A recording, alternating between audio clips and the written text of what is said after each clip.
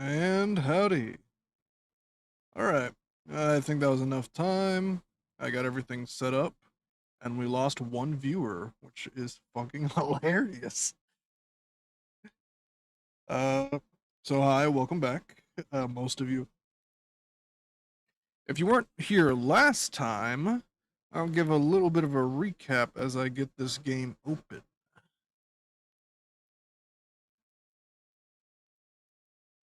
No, we're not on that setting. We are gaming.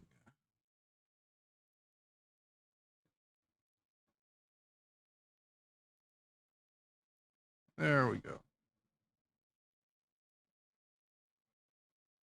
So welcome back to Ace Attorney. It has been forever. Uh, specifically, since last week. However, before that, it was almost a year ago. So for the last time on Ace Attorney, there was a phantom thief, and our pot got stolen. So now we're after the weed man. We're also defending the weed man in court because he's admitting he did it.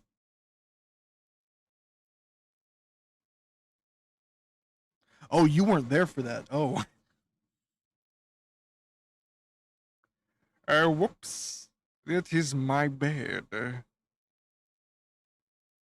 Well, good thing I'm recapping them. And also, there will be a little bit of a recap as we start the case, which I'm starting later than I wanted to, so I should realist. Oh, they also updated this game, so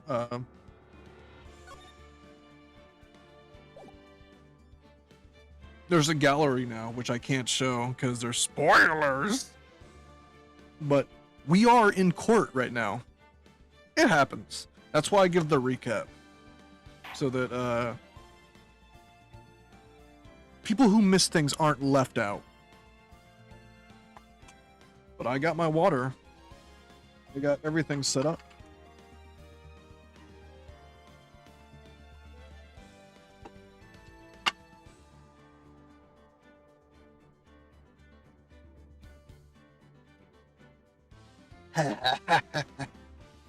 Yeah, it'll be fun. All right. So with that, oh, and we're about to see the new prosecutor. I showed a little sneak peek last stream, but we're starting over the actual trial, so we're gonna get to see more of him. Never mind. I didn't. I saved at the testimony. Mask the Mask is a master thief that first started his crime spree 6 months ago. Have you been involved in the investigation from the beginning? Yup. Nobody knows more about the thief than me, pal. It's true. I'm a safari, author on thieves. An author? He's written books about thieves? I think he probably means to say authority. The fact that this guy can slip through even my fingers shows how good he is, pal. Easy when those fingers happen to be butterfingers. Press harder. So nobody knows more about the thief than you, huh? You got it, pal. Except maybe for the thief's mom, that is. But isn't there someone who knows even more about him than the police? You don't mean Detective Zavari, do you? Who is this person? Zavari. He sounds German. His name is Luke Atme, sir. I guess I shouldn't have made up such a silly name for him. Oh yeah, Luke. This is Luke Atme, an ace detective. Has great powers of deduction, yet rarely makes sense.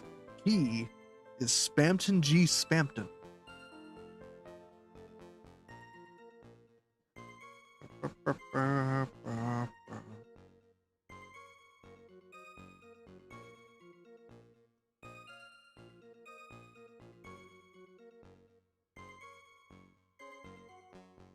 That makes sense.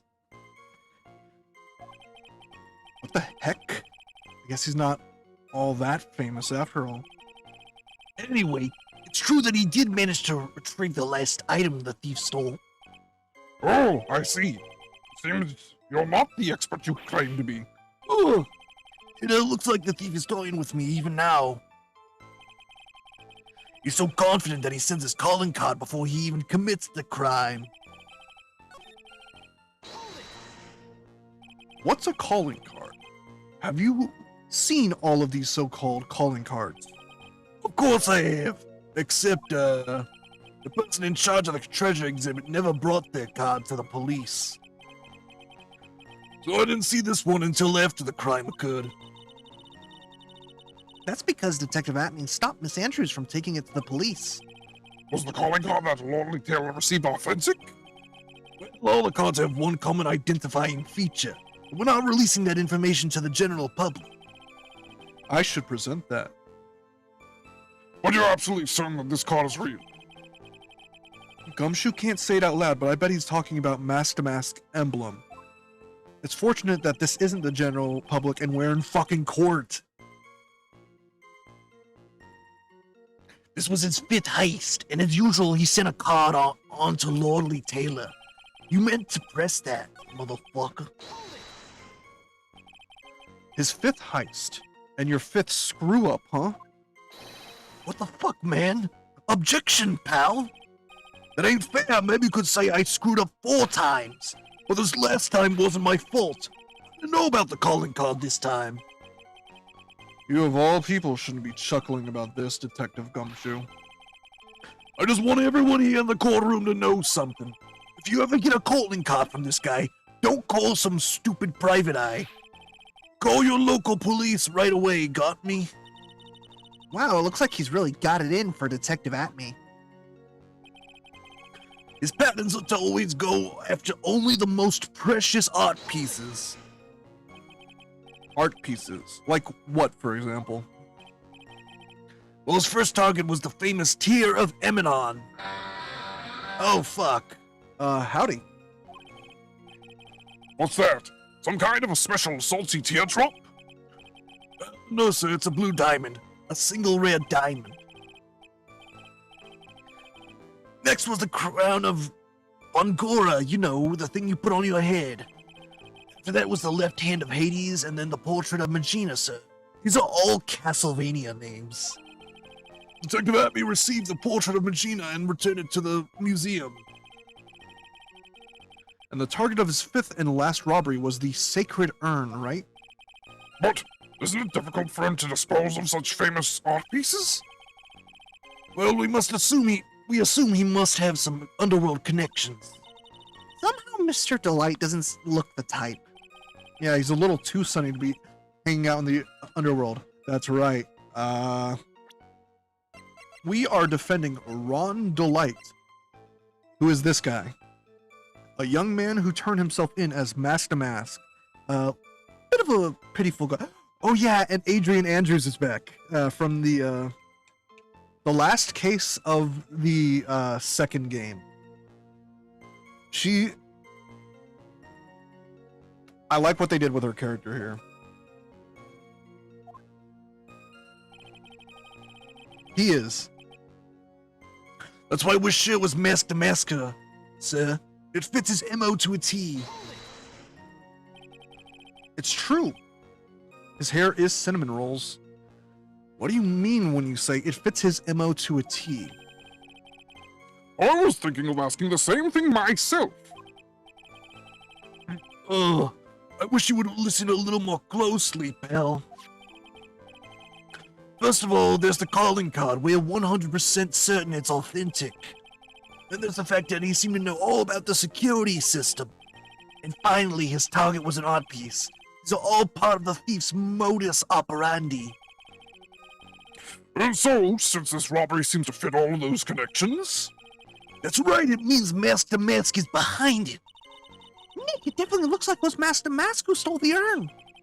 There's no real evidence either way to whether Ron Delight is Mask to Mask. But... Also, the urn hasn't turned up yet, so... let alone in connection to Mr. Delight himself. So even though we know it was Mask to Mask that did it, Maybe for the time being, I should try to show it wasn't the mask that did it.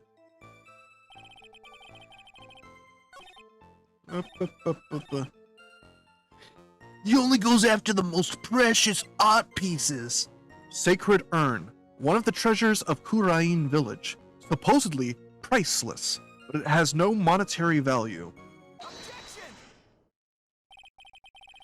Can I ask you a little something, Detective Gumshoe? Just hearing the little in that question is making me nervous. I'm not talking about your penis. You said that he always goes after the most precious art pieces, right? That's right, pal. But there's one problem. That's not what he did in this case. The supposedly priceless urn doesn't exactly rise to the level of precious art. What do you mean? Nick, how can you say such a terrible thing? No, I mean from a financial point of view. I mean, it wouldn't fetch a good price. Well, Prosecutor Godot, what is the value of that urn? The appraisers I spoke to said they couldn't attach a price to it. And I mean that in the worst sense. So in other words, it was not the kind of item that Mask to Mask would normally go after. Ugh! If I understand you correctly, Mr. Wright, you're saying that the thief of the sacred urn was not the work of Master Mask. It's coffee thrower. Yes, that's what I'm saying. Actually, all I did was point out the contradiction. The argument made itself, but... Well, first of all, we need to get this issue cleared up. Was this last robbery the work of Mask to Mask or not? What do you have to say about this, Mr. Godot?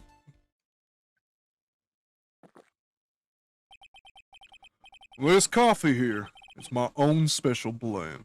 I call it Godot number 107.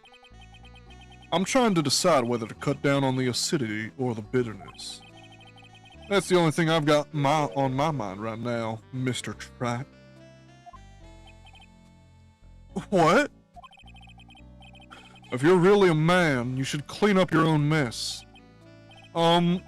Sorry, but I don't get what you mean. If you're saying it wasn't Master Mask that stole the urn, then it must be someone imitating Master Mask's methods, a fake. Fake to Mask? A fake the mask? That sounds so ridiculous, but I like it. Now for my second cup of coffee. Well, before I decide on my coffee, I believe some proof is in order, Mr. Tratt. Proof that the person who appeared at Lordly Taylor that night was actually a fake. Well, I don't approve of Mr. Godot's behavior. His point is valid. This is my first trial ever. I have never lost a case, but I've never won one either. Mr. Tratt, you are fucked. Mr. Wright, we're waiting. It's like I'm gonna have to prove it. I need proof that the person at Lordly Taylor that night was, in fact, Fake the Mask. I didn't go to law school. I got it out of a fucking cereal box. And by it, I mean my badge.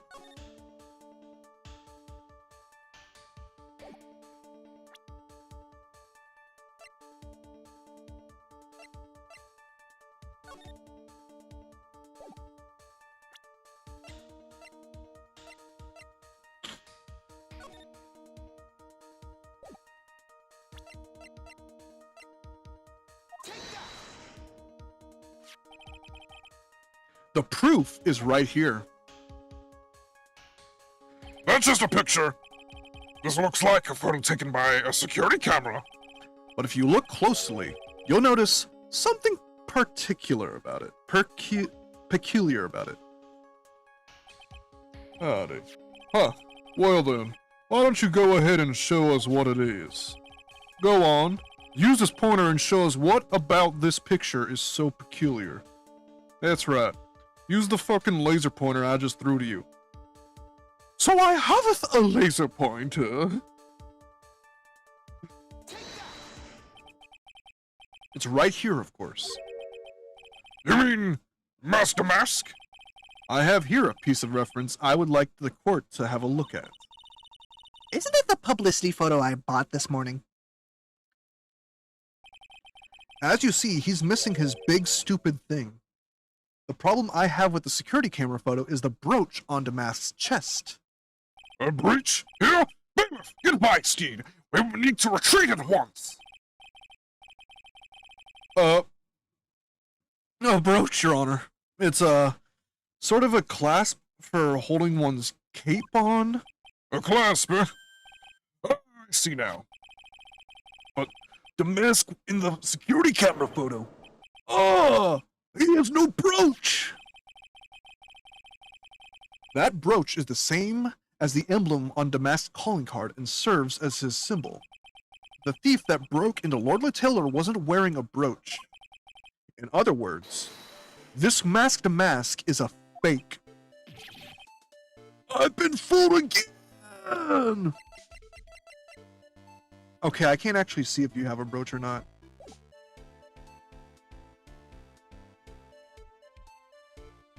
Did anyone go to law school here? Nope. Not me. Yes, I didn't go either. Order! It's truly, undeniably true. Detective Gumshoe, how could you have overlooked this? I'm sorry, sir. I don't know how I... Hey now, if you're gonna have a pity party, invite me too. Mr. Godot, you deserve some blame in this too. How could you have overlooked such a large brooch? A brooch you're talking about. Do you mean this? Oh! That's Mask to Mask brooch! Where did you find it? Well, I always had a good nose for evidence. I got it at the crime scene. It was hidden in the shadow of a big female Buddha statue. Buddha statue? He must mean the Ami face statue. What did you tell me about that, sir? I always put evidence away in my pocket, which is 100% legal. After all, it's the safest place for crucial evidence. This guy is one cool customer. I have another. It's a little early to be shaken up, isn't it, little lady? That friend of yours left pretty little hickeys on there, too. Hickeys?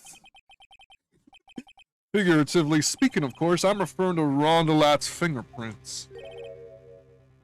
What? What? The defendant's fingerprints are on the brooch.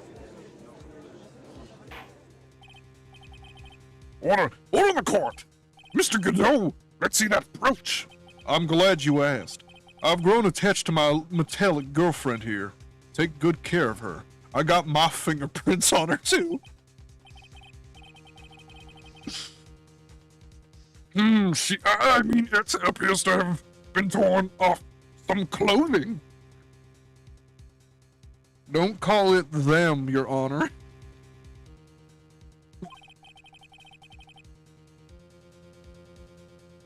There's a little bit of cloth left on the back.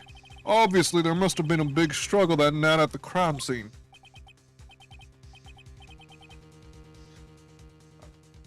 Uh-oh. Phoenix, we have a problem! Damask brooch added to the courtroom. Found in the shadow of Ami Faye's statue. Looks like it was torn off some clothing. You mess with the Godot, and you get burned. He's playing me like he plays us like a damn fiddle! Well, Judge, I'm about ready to call my next witness. Huh? You're done with me? But I haven't proved anything yet. You've proven your own incompetence. That's good enough. That doesn't sound good at all. Bailiff, get him out of here. Bring the next witness into the courtroom. Finally time for the ace detective to make his appearance, huh?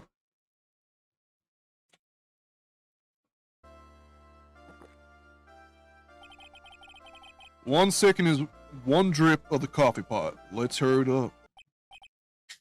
Silence. Now I see. It's all becoming clear. clear. Safari! The truth has once again been elegantly revealed to me.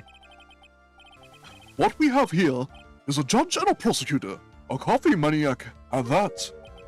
Am I correct? Well, yes, that's right. Huh.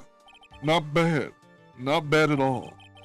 You're the first person that's ever been able to penetrate my secret veil. Well, Sir Prosecutor, let me introduce myself.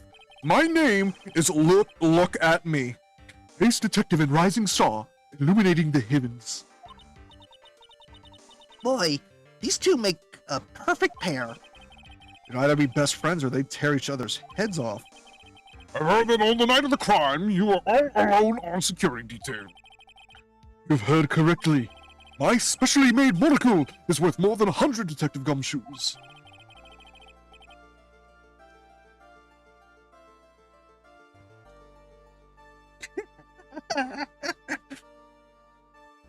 If Detective Gumshoe is worth anything, that is. Rude.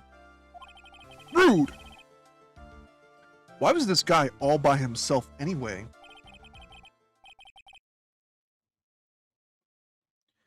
There must be some reason, I'm sure of it. Well then, tell us what the special monocles of yours witnessed. What I witnessed. It was approximately 1 o'clock in the morning, just after the date changed. That's when my nemesis, the infamous Master Mask, dancingly descended upon me.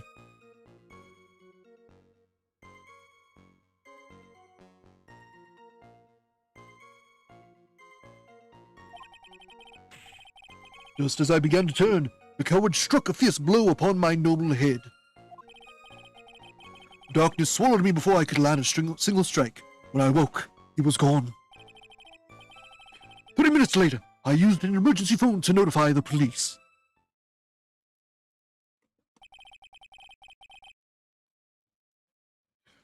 So you didn't get a clear look at the criminal.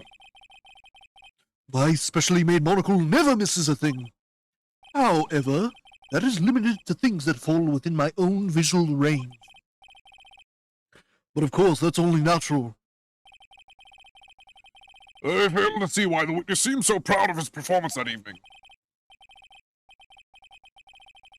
Well, sir, old-timer, let me explain. We are not speaking of any ordinary thief, but of the king of thieves, the great Master Mask, my arch-enemy. That is what my instincts and my years of experience tell me. Very well. Proceed with the cross-examination, Mr. Wright.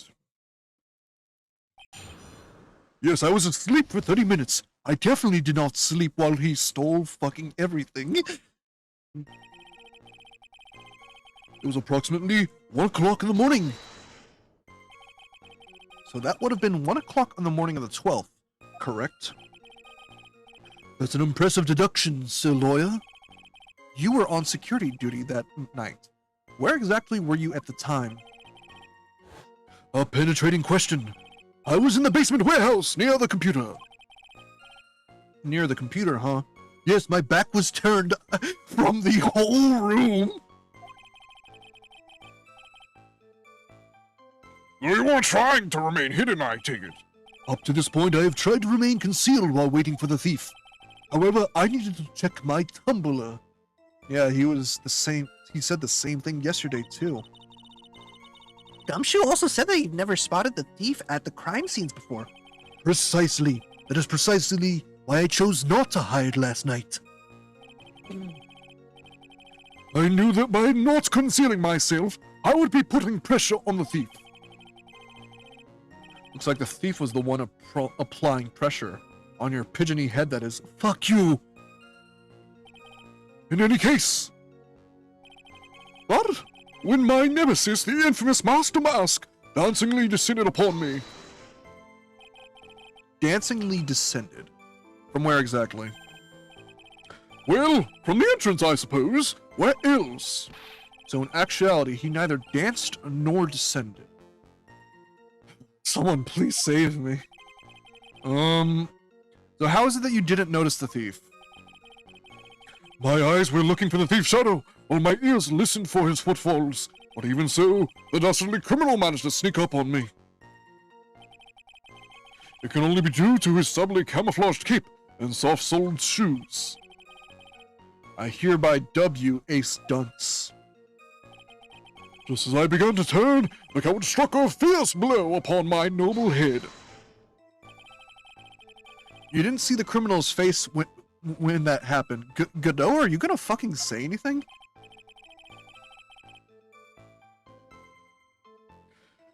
Well, that's the difficult part. How should I put it? Hey, boo-boo. I saw his mask. That's all I can recall. That's not very solid as far as testimony goes. However, fortunately I had my third monocle, the security camera at the ready. It captured his image perfectly. This should be sufficient, I believe. Right, I just drank 100 cups of coffee. I need a recess. I'm going to the little prosecutor's room. Well, as long as this photo is authentic, I don't see a problem here. Well, Mr. Godot, do you have a problem with the photo? I'm back. I just finished sucking off the coffee maker.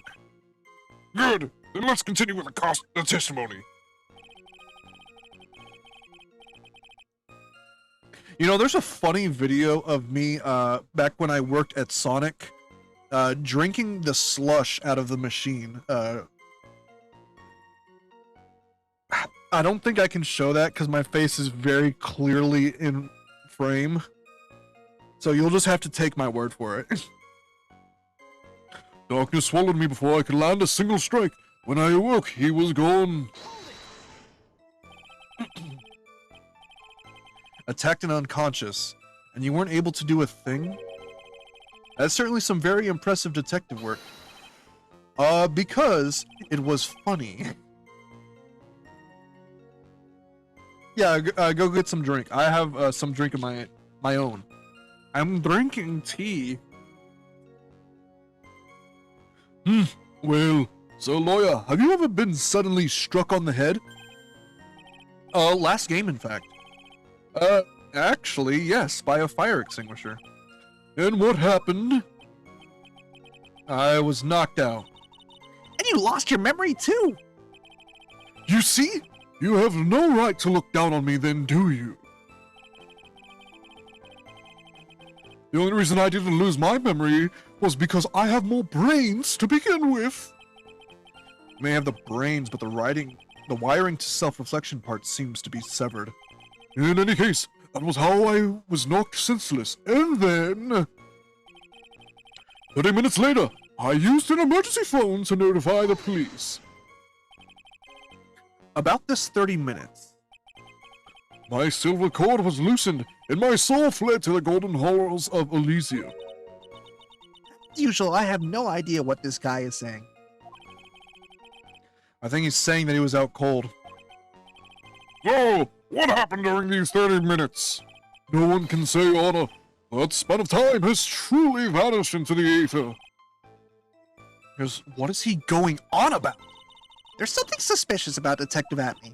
I think he did it. How could he have not noticed when the thief came in? Also, he says he was knocked unconscious before he could fight back. That can't be right. It contradicts the evidence. Huh? Which piece? Sorry. The real question is, why would he tell such an obvious lie? It was approximately 1 o'clock. That's when my nemesis, just as I began to There you are.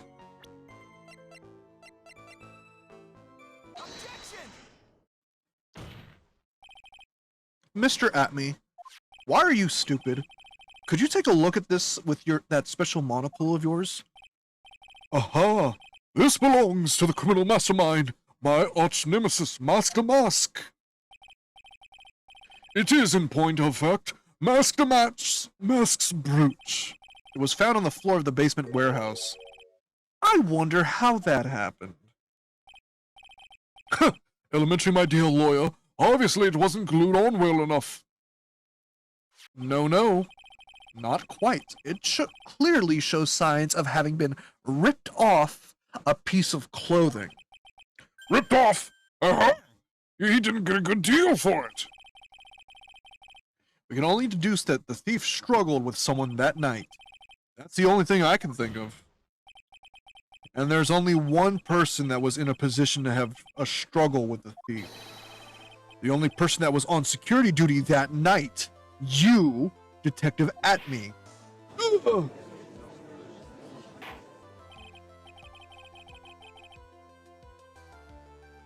Detective Atme, you must have fought with the thief that night. So why did you lie in your testimony to the court?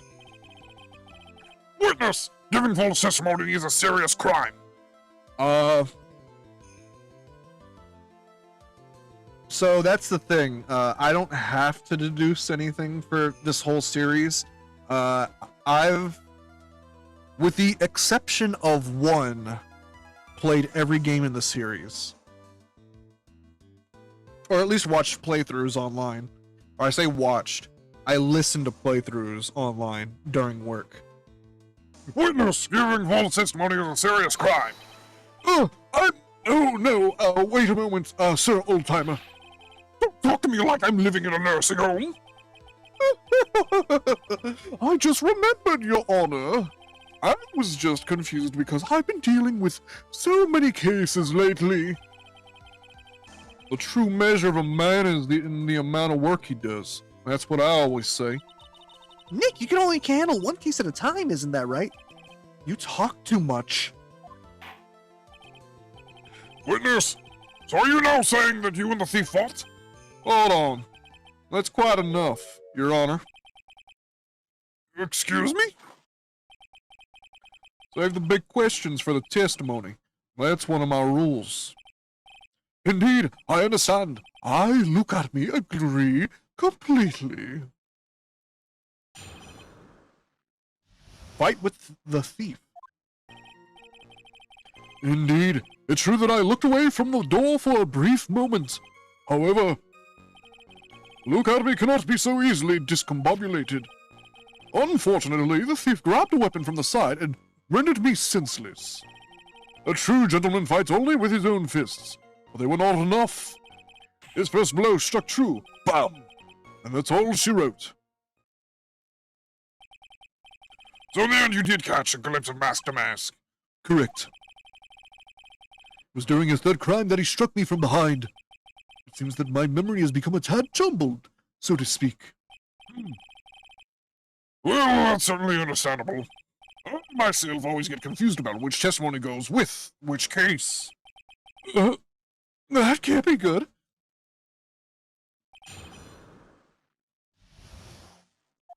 Could I get a new judge? Indeed, it's true that Oop. So why did you look away from the door anyway?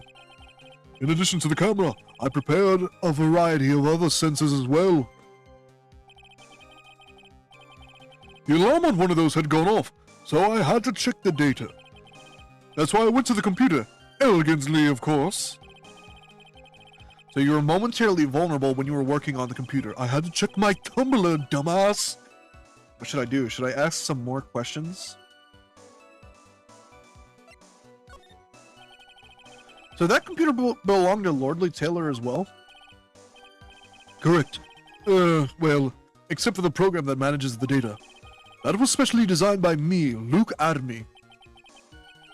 In that case, he could have easily manipulated the data. What's wrong, Sir Lawyer? However, Luke Adamy cannot be so easily discombobulated. What does that mean? Discombobulated. Young people these days, they really irritate me. Is that in relation to anything? No. They're not perfectly good old words to die until everyone forgets what they mean. Sorry, but what exactly does it mean anyway? No, I've forgotten. What was I saying? Jeez! Better than old people who forget what they were saying 5 seconds ago. That's just me from being autistic. Well, looks like we've cleared that up. You can go on with your testimony. Unfortunately, the thief grabbed a weapon from the side and rendered me senseless. What do you mean by weapon from the side? Naturally, that thief had no idea that I, Luke Adamy, was hiding in the area. He grabbed the sword from the statue that was standing by the door to the warehouse. Sword? You mean the sword that was all twisted like a tree branch? Correct. Fortunately for me, the blade was not sharp. Okay, so he is talking about the Shishishito. So the thief armed himself with a sword. And what about yourself, witness? A true gentleman fights only with his fists, but they were not enough. You meant to press that. You had that much faith in your own fighting abilities? But of course, in college I was the second in charge of the boxing club. I'm sorry if I fail to find that appropriately impressive, as first in the boxing club. However, my opponent in the ring this time was my arch nemesis, Master Mask. This guy is a real piece of work. His first blow struck true, bam, and that's all she wrote. Can you tell us a little more about what happened? My opponent was both powerful and vicious. You might say he was powericious. Powericious? I assumed the enemy fighting stance, but a sudden flash of light blinded me. That, of course, was checkmate. My opponent had bested me. What do I do now? Should I ask more about this? So what's this flash of light that blinded you? I was bathed in a golden light that seemed to come from the statue of the woman. The statue of Ami Faye, I'm guessing. Oh, that wasn't very much help at all. Well, what do you think, Nick? Well, there's one thing that I'm absolutely sure of now. Yeah? Yeah? What is it? This look at me guy. He's definitely hiding something. But why? I think I'm starting to figure out what really happened that night. About the true nature of this detective. Indeed, it's true. However, unfortunately, at the true gentleman fight, the first blow struck true, bam, and that's all she wrote. Or do I skip what I've seen already?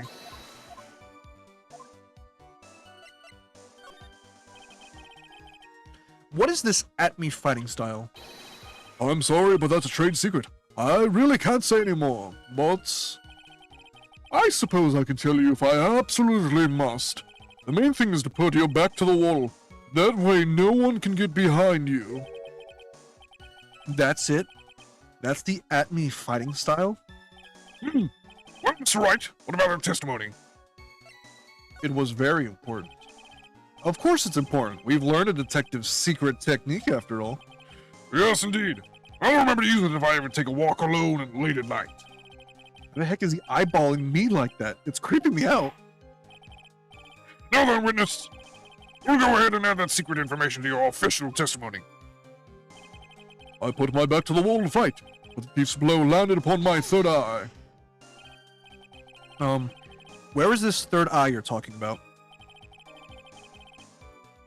Oh, it's right between my right and left eyebrows. It's quite invisible to the unenlightened. You may call it the forehead if you'd like. Why didn't you just say that in the first place? Sir Lawyer, it looks like the creases in your forehead are getting deeper. So Mr. Atme got hit on the forehead then. That's what he says. I've got a funny feeling about that. Actually, so do I. Well, what do you think, Nick? I think we're repeating. Oh. Yeah, what is it? Oh yeah, that's the same.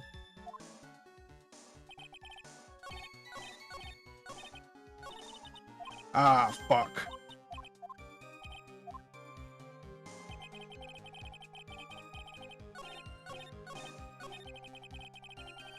Okie dokie, let's present some evidence.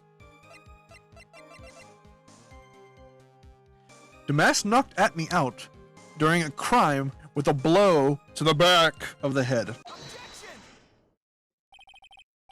Detective Adme, your testimony is crumbling like a house of cards. What fun is this, Sir Lawyer? It truly It is truly a pleasure to cross swords with you. And now, once again, you have thrown down the gauntlet at my armored feet.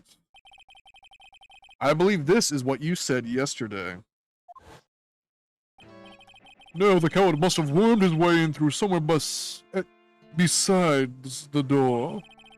Then my arch-nemesis struck me from on the head from behind with this gruesome item here. From behind, huh? But just now you testified that he struck you on the forehead. I hardly think you could forget where you were hit on the head. I did. I got hit on the head. Ugh, it seems like I've made another mistake.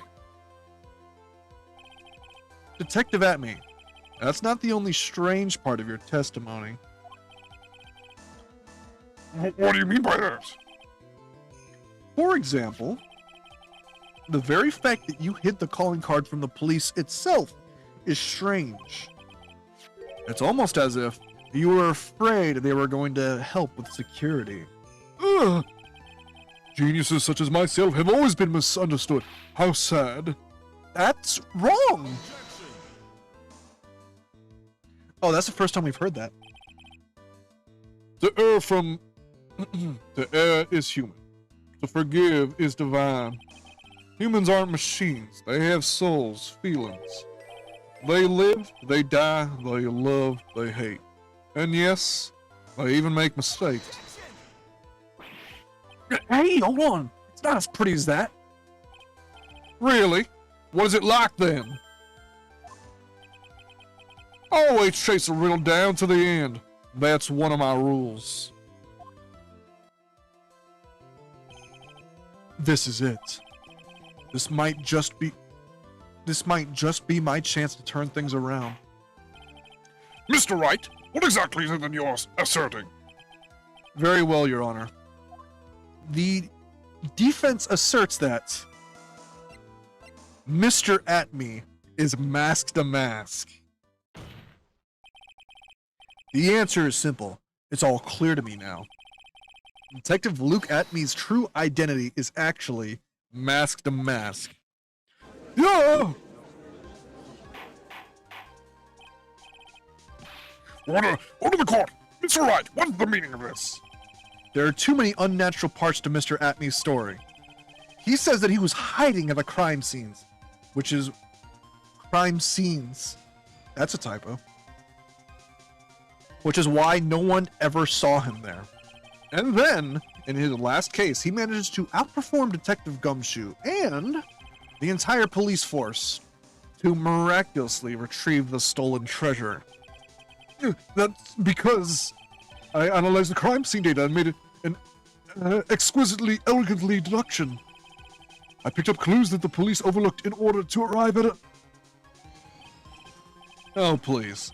The explanation is far simpler than that, Detective Atme. The truth is that you are, in fact, masked a mask.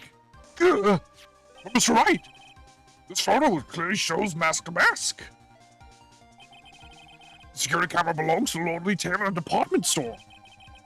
He shouldn't have been able to manipulate it. He didn't need to manipulate it. He gained access to the warehouse under the pretense of providing security. Then he simply dressed up as the thief and stole the urn. So, the ace detective is actually an ace thief. This true witness. The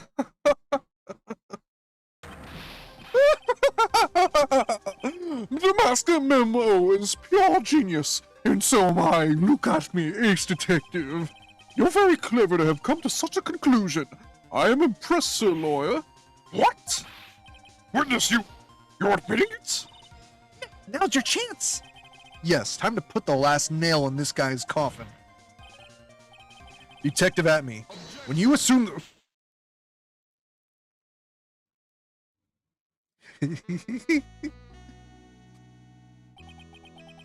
Godot Blend 102, my personal favorite. Mr. Godot.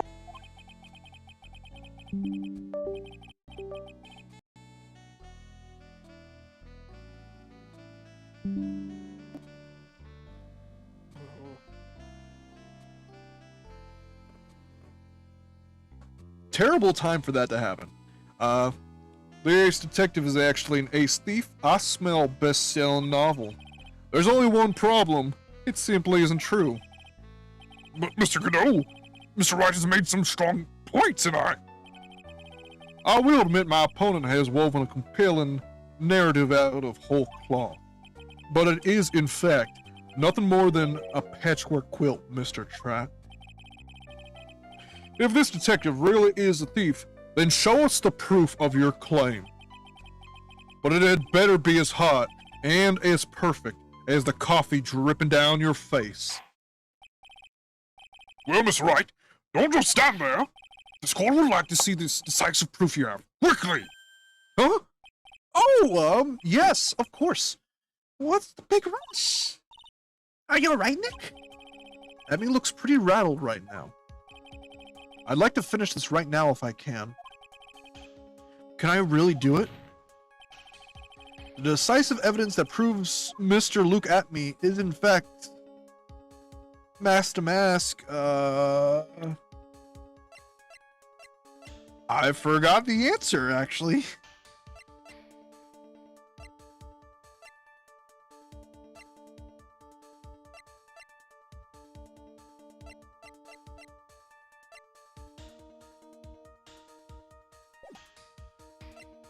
Has yet to be found. Proof? Of course I've got nothing. Huh. Just what I thought.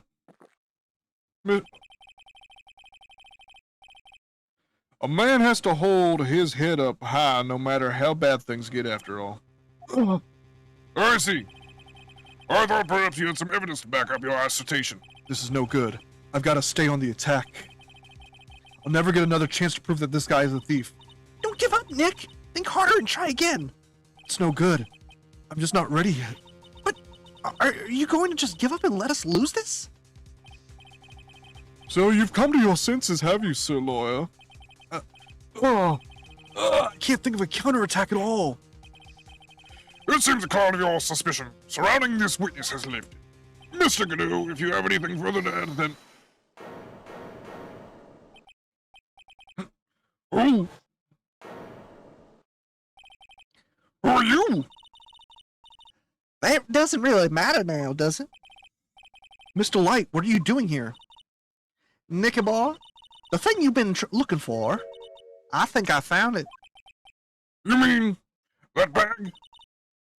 No, not the bag. What's in the bag? Well, That's... the secret urn! Nick, it's the urn! Order! You, madame! That urn, where did you find it? You'll never believe it. It was in the office of Mr. Fancy Pants, ace detective, Luke Atme. Guess you're the best.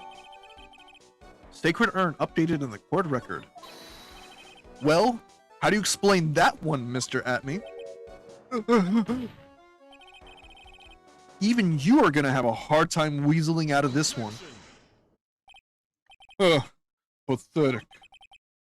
Mr. Godot, you have something you wish to say? Yes, Your Honor. It simply amazes me how quickly times change. In the old days, a man was to be taken at his word. It's truly sad. You're still denying that Mr. Atme was involved.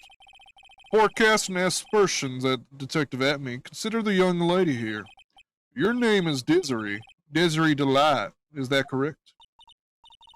Yes, what about it? How charming. The lengths that a woman is willing to go to save her husband is truly inspiring. What are you insinuating? As the wife of the criminal, you could have discovered that stolen urn anywhere. Including the office of the good detective here.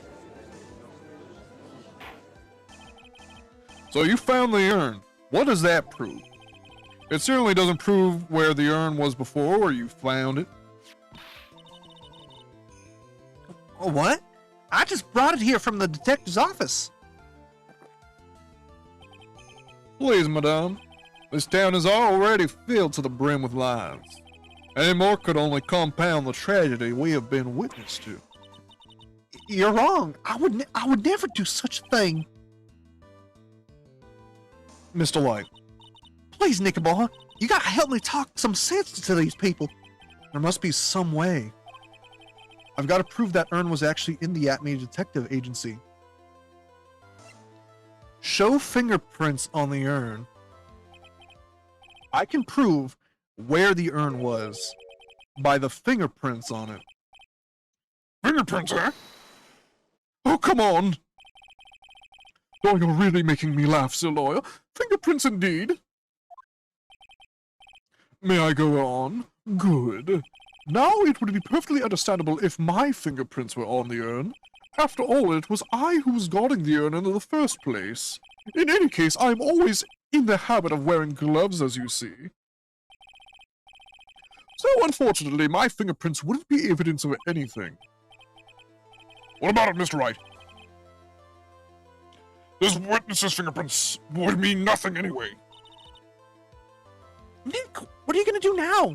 I've come too far to turn back now. Atme must have brought the urn back to his office yesterday. And there, I'm sure, someone must have left their fingerprints on it.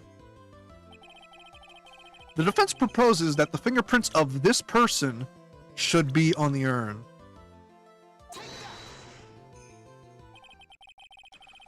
So what is all this fuss about fingerprints anyway? Mr. Atme, do you recall the events of yesterday?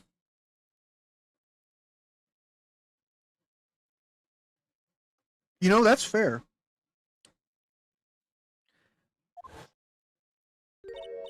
Hey, Nick, come on, open it up. Hey, wait a minute.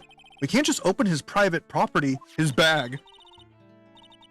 Don't be such a fuddy-duddy. This is an important investigation. Well, what's in there? Hang on a sec. I'm taking it out now. Whatever it is, it feels kind of hard and smooth. Well, hello there. It's true that I didn't get a chance to look in the bag at that time, but I did touch what was inside. What? You touched it? And I remember it very well. It was smooth and hard. Well, that was just... Your Honor, I'd like the court to examine the fingerprints on that urn. If my fingerprints are on there, then it proves that the urn was in Detective Atme's office. Well, even if your fingerprints are on the urn, it still doesn't prove when they were put on there, does it? Of course it does. What did you say? It's not what I say, but what Adrian Andrews, the person in charge of the exhibition, said. I polished it until it was just about glowing. I thought maybe I could make it look more valuable. If she polished it that much, she must have removed any fingerprints. Any and all fingerprints on it. And the only chance I had to get my fingerprints on it after that was yesterday at the Atme Detective Agency. Huh. This blend, Godot Blend 107. I've decided it's a little too bitter after all.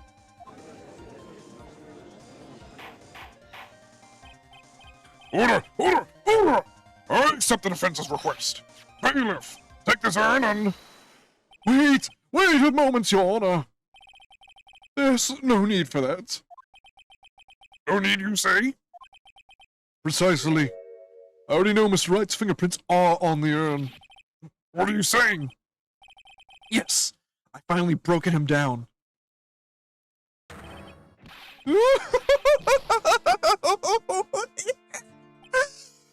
Take a good look, everyone. Unable to find a rival worthy of my genius, I was forced to create one by myself. Here I am, the tragic clown.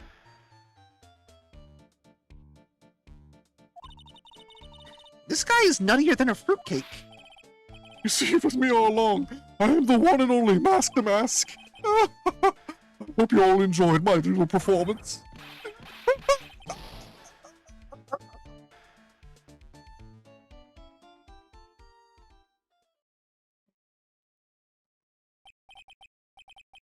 Well, Mr. Godot, what's Mr. Atmy's condition?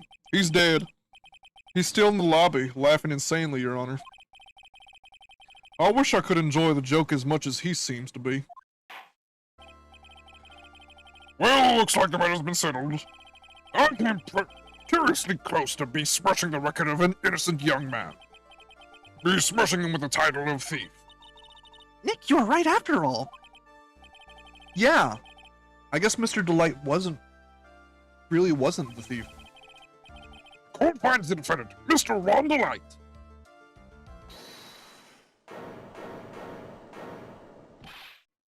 You're wrong.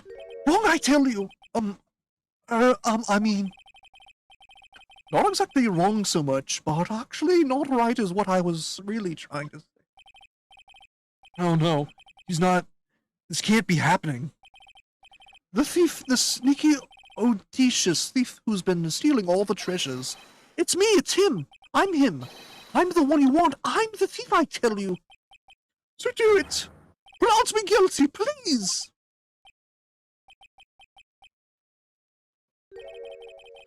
I don't know what kind of kangaroo court y'all think this is, but the true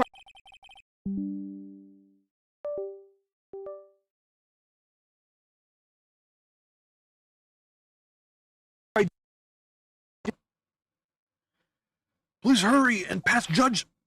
What are you talking about? I already confessed. I'm the thief, I tell you.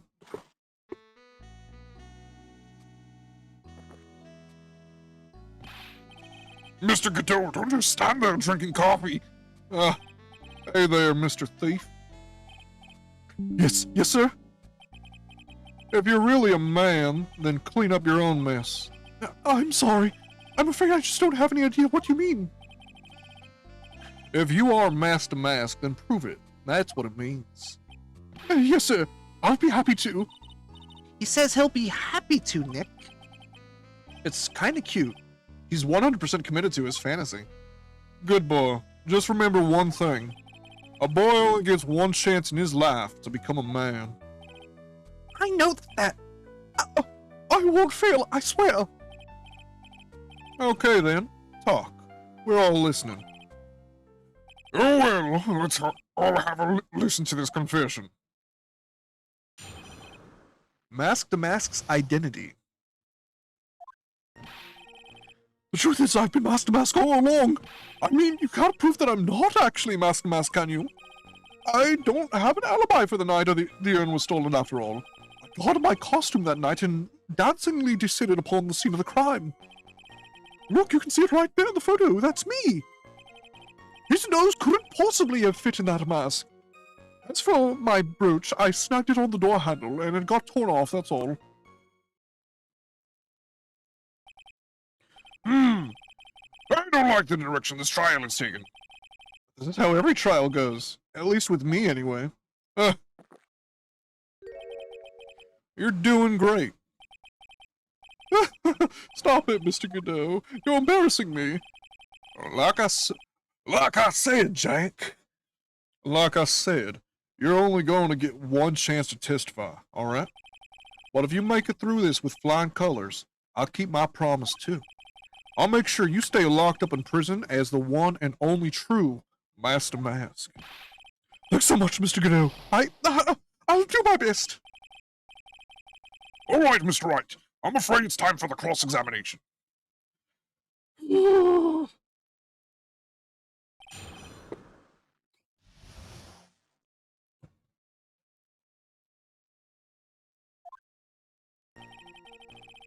The truth is, I've been Master Mask all along. You may think you're the real Master Mask, but your wife thinks you're delusional. Yes, she does. Glad we got that settled. Oh, you're right, that doesn't have a name on it.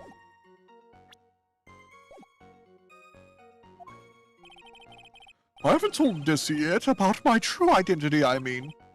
Believe me, I got my reasons. The way your room is decked out, how could she not know about it? Even these have complicated family situations, I suppose. What should I do? Sounds like we're about to get sidetracked again. Press harder. So why are you withholding the truth from your wife? Well, first of all, I don't think she'd believe me anyway. And second, if there's one thing that Desi absolutely detests, it's criminals. If that's the case, then why did you ever start thieving to begin with? Well, Desi is crazy about shopping. She's a real shopaholic. But she's the love of my life, Your Honor. I guess you could say I'm a Desi-holic. So you have a complicated family situation after all. Alright, that's enough. Please continue with your testimony, I beg of you.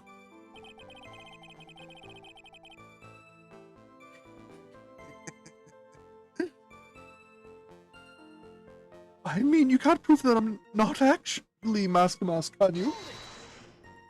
We just proved that other guy was. I thought you were going to be the one to show us the proof? You know, that you're the real Mask and not just some kind of obsessed fanboy? You know, that's not fair. Why do I have to do all the hard work anyway? Maybe because you're the one making the outrageous claim for change? Come on, Nick. You know that Mr. Delight couldn't have committed the crime. You're the one with the fancy law degree. It's time to put it to work already. I need some kind of proof that Ron couldn't possibly be Mask. Well, I guess if you had that kind of proof, we wouldn't still be here, would we? For the time being, maybe I need to shift strategy. I should try to show that Mr. Delight couldn't have stolen the urn. Anyway, I don't have an alibi for the night the urn was stolen after all. You've got no alibi? I've been a judge for a long time, and this is the first time I've ever heard of a defendant brag about having no alibi. But I tell you, I was in the laundry tailor that night. I'm being called.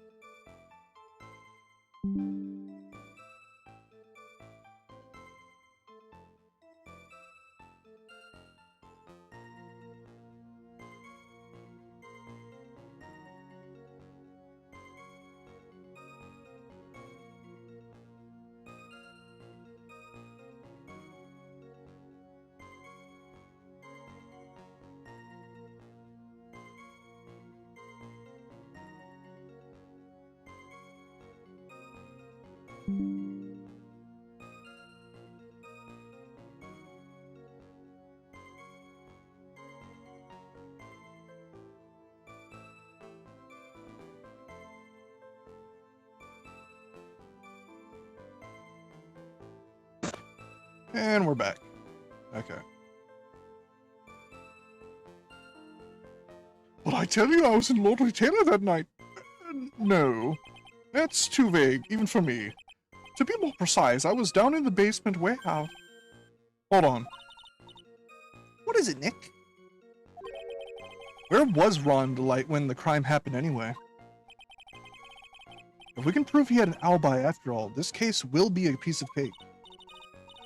Well, you're right, but... Huh. You think you can prove that? Wake up and smell the coffee.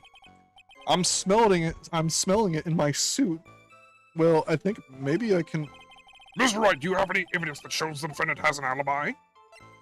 Yes, I have evidence. I have the evidence. Or do you think I'm still some sort of third-rate rookie? Oh! I've never seen you this angry before. I'm not surprised. Anger is the last refuge of the pathetic. I thought I was more confident than angry.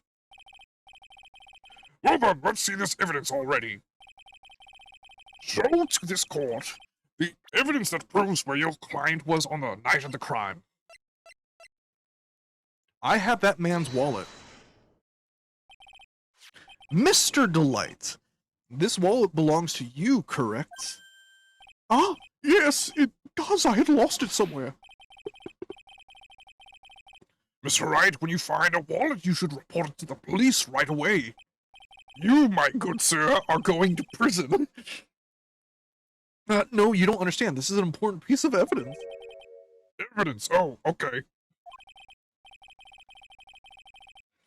Mr. Delight, when you first noticed that you lost your wallet, when did you first notice that you lost your wallet? Okay. Let's see, I think it was on the night of the crime. But I know I still had it when Desi and I went out for dinner. This wallet was found at approximately 1 a.m. at KB Security Headquarters. What? Surely you're not serious.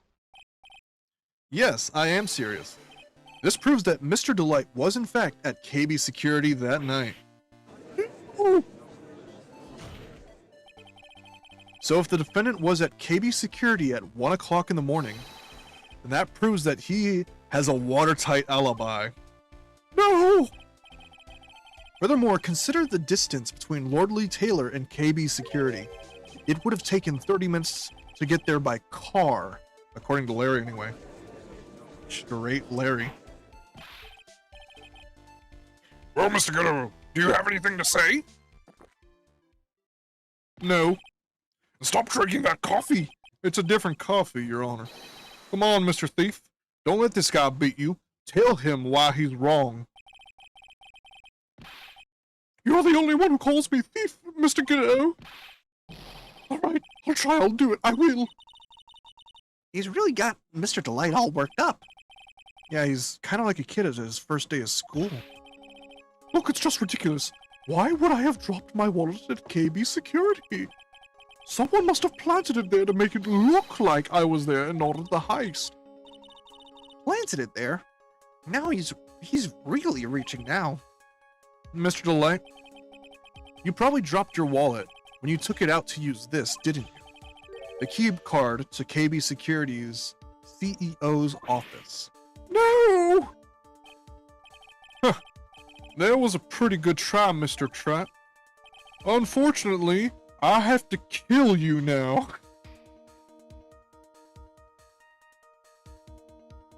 Unfortunately, you overlooked one small thing. What? Motive, of course. Why would this thief go to KB Security in the middle of the night anyway? That's right. It looks like you need some more evidence after all. Ugh. This stupid kid. Now then, let's see your evidence. The evidence that shows why Mr. Delight went to KB Security at 1 a.m. that night. He works there.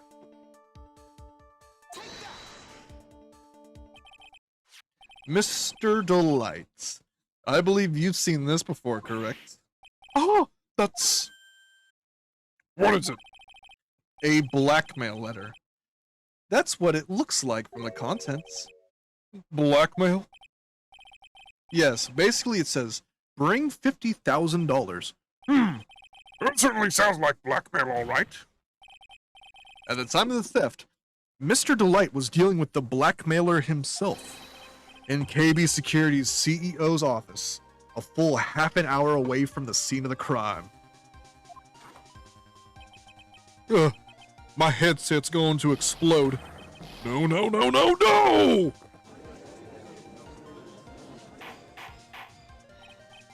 Order! Order! Order! So when the theft of the urn occurred, the defendant was at KB Security. Looks like a perfect case for the defense. You may see it as a perfect case, Judge, but to me... Well, let's just say that my Godot Blend 107 impresses me a whole lot more. What are you trying to say? You say the thief was being blackmailed by the CEO of a security company, but did you actually investigate this CEO at all? Huh? Well, no, I guess not. Accusing a man of blackmail with no proof. I'm not sure what I think of that. Not sure what I think of that. At least I know what I think of you. Good point. I'm not sure what I think of it myself.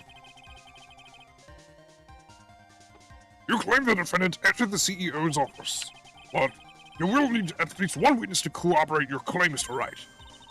I think we're gonna have to track down the CEO guy. No, we don't have to track down the CEO at all. What do you mean by that, Mr. Trent? There is someone else who can testify. Ah, fuck. Larry, get over here. Who is this useless-looking young man? You don't remember him, Your Honor? Not exactly. But I don't feel good looking at this image. But just looking at his pictures making the pile start to rise in my throat. It looks like he doesn't remember the case from 2 years ago. You probably blocked out that memory on purpose. Anyway, this man was working as a guard at KB Security that night. Oh? The question at hand is this key card. Yup, that's the key card they use in the building I work. According to the serial number, this one is for the CEO's office. You need it to get into that room, and every time you use that card, it leaves a record. Yeah, it tells you exactly who entered the room and when. And no one else could use that card.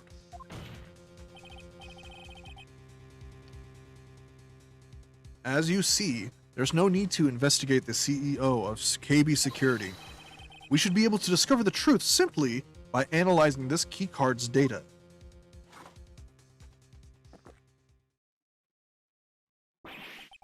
Ugh! Whoa!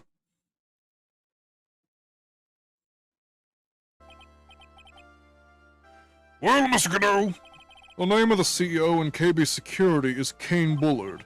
I was unable to contact him directly, but I got the keycard data here.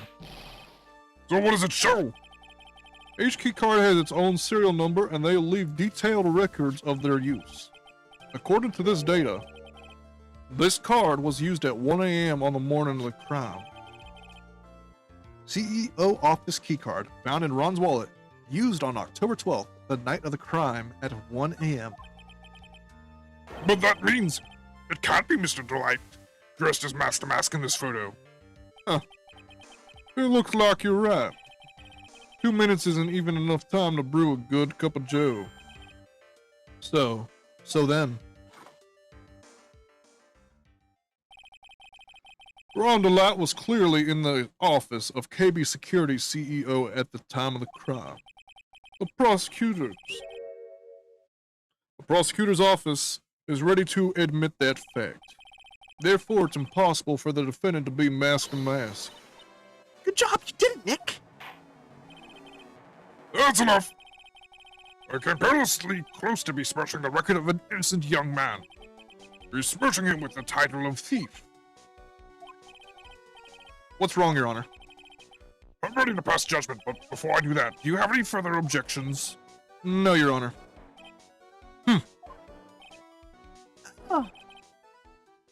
Very well. The court finds the defendant, Mr. Ron DeLight, Not guilty.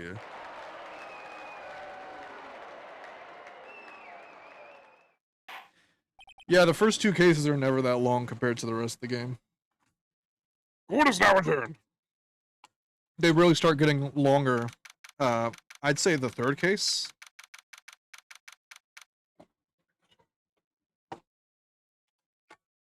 But the cases used to be like 3 days long. We've already gotten past the point where cases take 3 days. The longest you will ever see is a 2-day trial.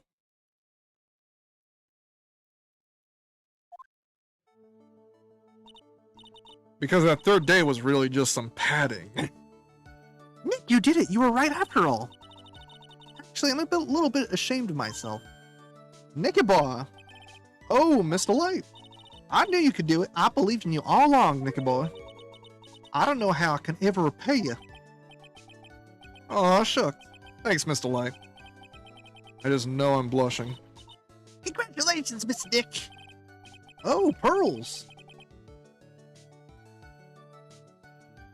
Yes, in universe, the cases can take 3 days. But no case takes 3 days after the first game. Who is this woman? Oh, she's nobody. She's just, You're blushing. How dare you do this in front of Miss Maya? You should be ashamed of yourself. ouch! She slapped me. Pearly? This woman is Miss Desiree Delight. She's our client's wife. Mr. Nick, Yes? you're even worse than I thought. Going behind the back of your own client. No, you got it all wrong. I'll never forgive you. Ooh, a double slap. Well, anyway, all's well that ends well, right? We got the secret urn back and the thief has even been caught. You're so right, and it's all thanks to Nicky Boy here. But actually, it was you, Mr. Light, that brought us our urn back. Thank you from the bottom of my heart. Oh, please, you're embarrassing me. Even if we won the case, why does this guy still look so glum? But I am the thief, actually. What's the point now? What is it, honey? I did my best for you, Ronnie. I know that, and I appreciate it, Daisy, but the thing is... Come on, give the kid some time. He's just got a little touch of the blues. You know about feeling blue, right, amigo? Mr. Godot, what are you doing here? Come on. I just came here to say thanks to my newest buddy. You, Mr. Trapp.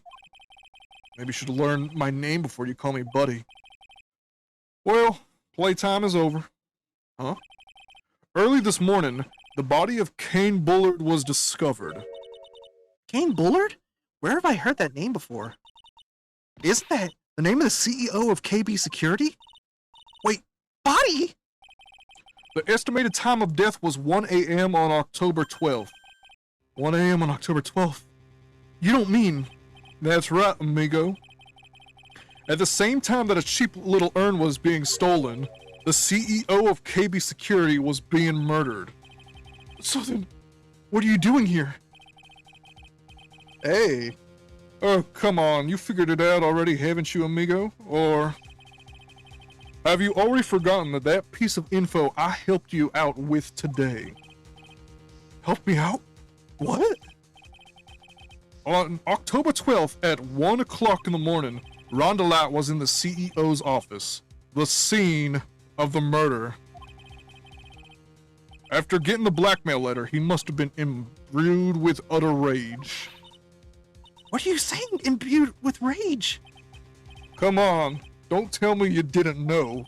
Rondelat was once an employee of KB Security. He was a professional security guard. An employee of KB Security? Looks like the alibi that saved him from being convicted as a thief is going to be the noose that gets him hanged. Kind of an anti-alibi. No way!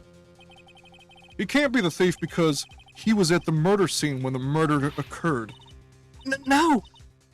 That's a lie. It can't be true. Oh, but I am a thief, I tell you. Rondelat, you're going back to prison again. This time the charge is much more serious. This time you'll be tried for murder. What? This is impossible. I'm looking forward to another exciting showdown, Mr. Trapp. You and I aren't through with each other yet. Surely you won't back down from a challenge. You've never been a coward. Mr. Nick! Is there something personal between you two? I've returned from the depths of hell to do battle with you. At least let me have some fun while I'm here. This guy, Who the heck is he? He may be quiet, but he's the most dangerous enemy I've ever faced. Well then, time to say goodbye to Mr. Delight.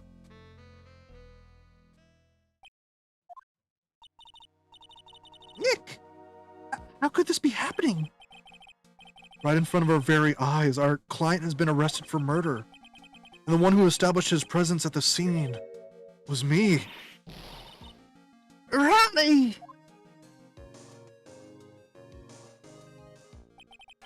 Arrested for murder on the very same day he's declared innocent of larceny.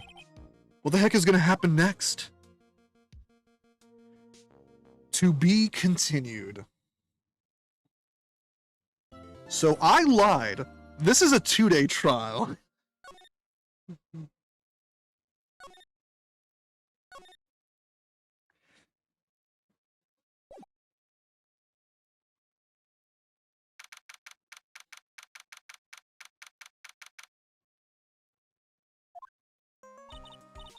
You know, I'm glad we found the urn and all, but poor Mr. Delight got arrested again.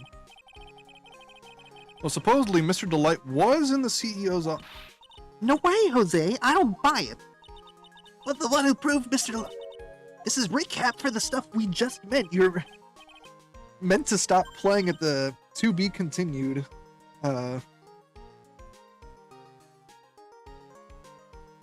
Give yourself a break and then go in.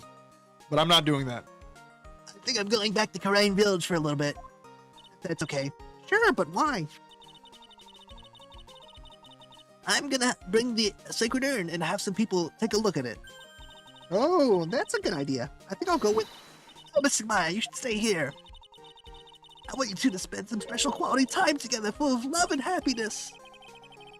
Pearls is so caught up in her fantasy, she forgot there's some murder to solve. Now remember, no fighting, okay? She's gone. Okay, Nick, time to get going on this murder investigation. So, a detail that isn't really told to you at all. Godot said he helped you come to the conclusion where Ron was. There is a popular theory that Godot looked into Ron's background, saw he worked there, tried to contact the CEO and found, oh, this guy's dead. Looks like Ron was here. Okay. So he helped you prove where he is by losing that first case.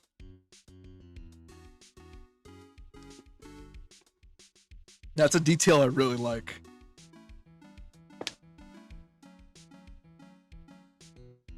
Yes.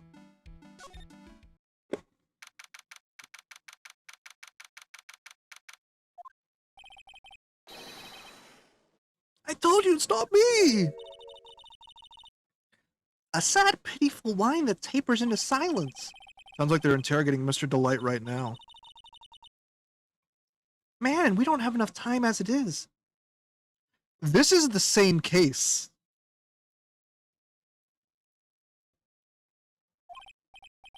Yeah, well, I guess the police are going crazy just like we are.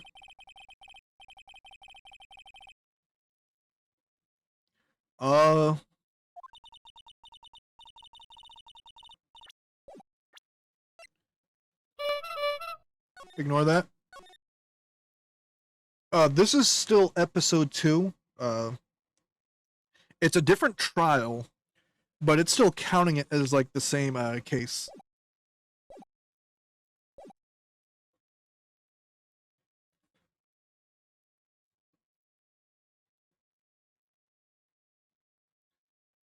He might be. We still have all the evidence from the last case, so everyone... Oh, hi. A prosecutor who's shrouded in mystery. He seems to know me somehow. I guess you're right. That guard over there looks a bit on edge, too. Come on, we'll just have to come back later. Okay, let's go check out some other place. Right, Nick? This is Mask to Mask's hideout. Oh, Nick Bonma. Mr. Light. All I wanted to do was help my dear Ronnie.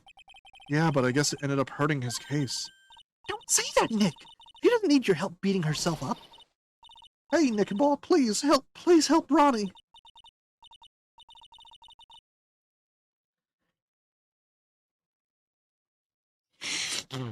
Oh, my sinuses. Well, Godot hates Phoenix for some reason. Probably because he is a defense attorney. He's not a killer, I swear. My Ronnie wouldn't hurt a fly. Alright, I'll poke around and see what I can find out. Really? Are you serious? Oh, I'm so happy. I knew asking for your help was the right thing to do. I don't know what I can do to help anymore. I had no idea Mr. Light had such a vulnerable side.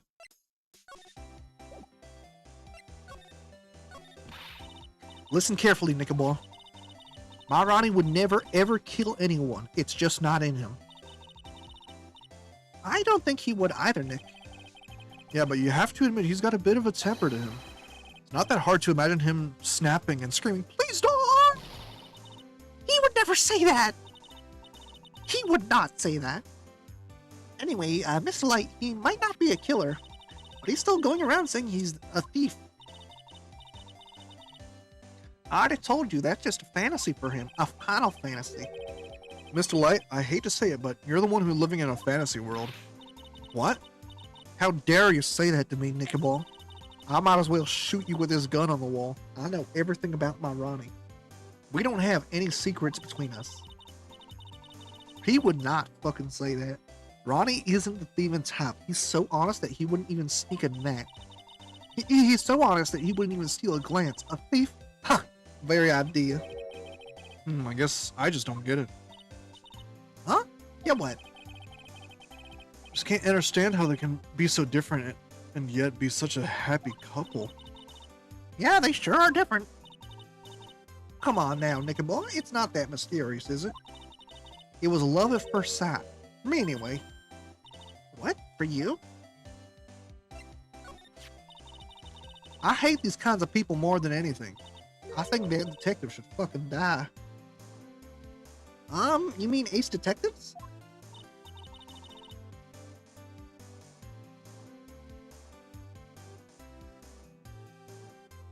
No, I'm fine with Ace Detectives. Oh, so then you must mean thieves. No, they're alright too. I just hate thieves that pretend to be Ace Detectives. I hate that fucker. There's nothing I hate more than cowardly men. Okay. By the way, did you go to Detective Atney's office anyway? Well, as the trial went on, I started to get more and more anxious. I went there to try and find out more about the real criminal. The real criminal? Yes, obviously, the real Master Mask is not my Ronnie, right? Yeah? And Detective Atney knew more about Master Mask than anyone else. They mentioned him on the Great People Around Town segment on TV. So then you went there to ask him some questions? I hate cowardly little men. But you see, Ron is not cowardly. He is a weasel, and that is attractive. That's right. I'll do whatever it takes to save my man. He's just my little marshmallow melting away in the river. His secretary said the Ace Detective isn't in right now, but I forced my way past her and into his hideout. I wouldn't exactly call that office of his a hideout. That bag was sitting right there on top of the table.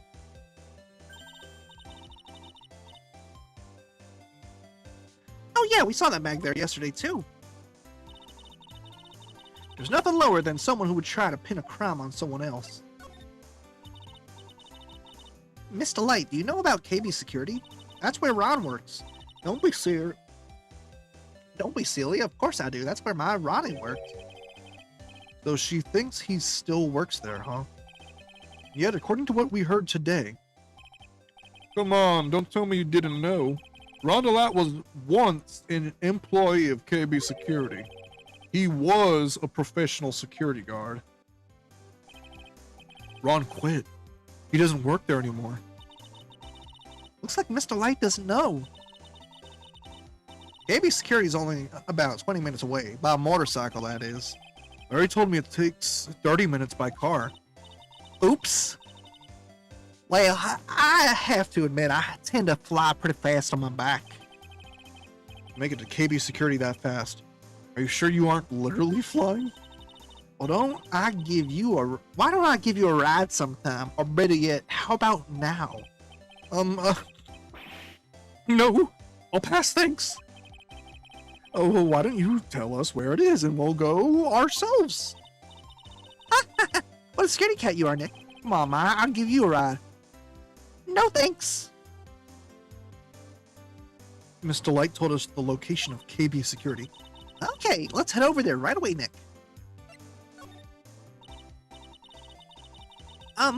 So was it really love at first sight when you first met Mr. Delight? Well, maybe not at first sight, but Ronnie saved my life. Saved your life? I was at work one day when two robbers suddenly rushed in.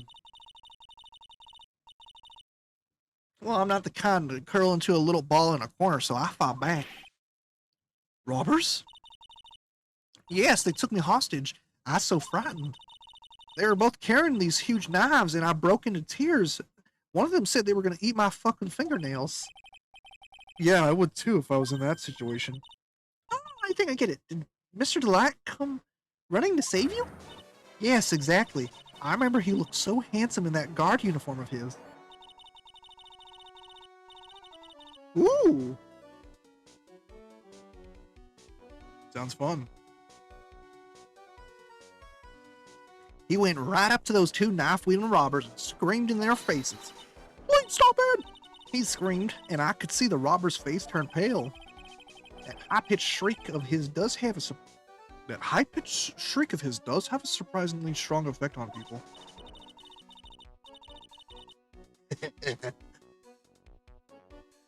Then crying and swinging his arms like crazy, he attacked the two robbers. Have you ever seen that scene from WALL-E with the robot that with the massaging arms? It was just like that, all by himself. He came to save me, total stranger, all by himself. He was so scared that he was crying and shaking, but he still risked his life. He did a motherfucking spin dash. Wow, that's a great story. Yes, he may not look like it, but in a tough situation, there's no one better. That's why I fell in love with him like I did. It's so romantic. I'd fall in love too, I guess. Nick, I hope you'll do the same thing for me if I ever get taken hostage. Maya, that possibility always seems to loom in the not-so-distant future. Gulp. She did get taken hostage.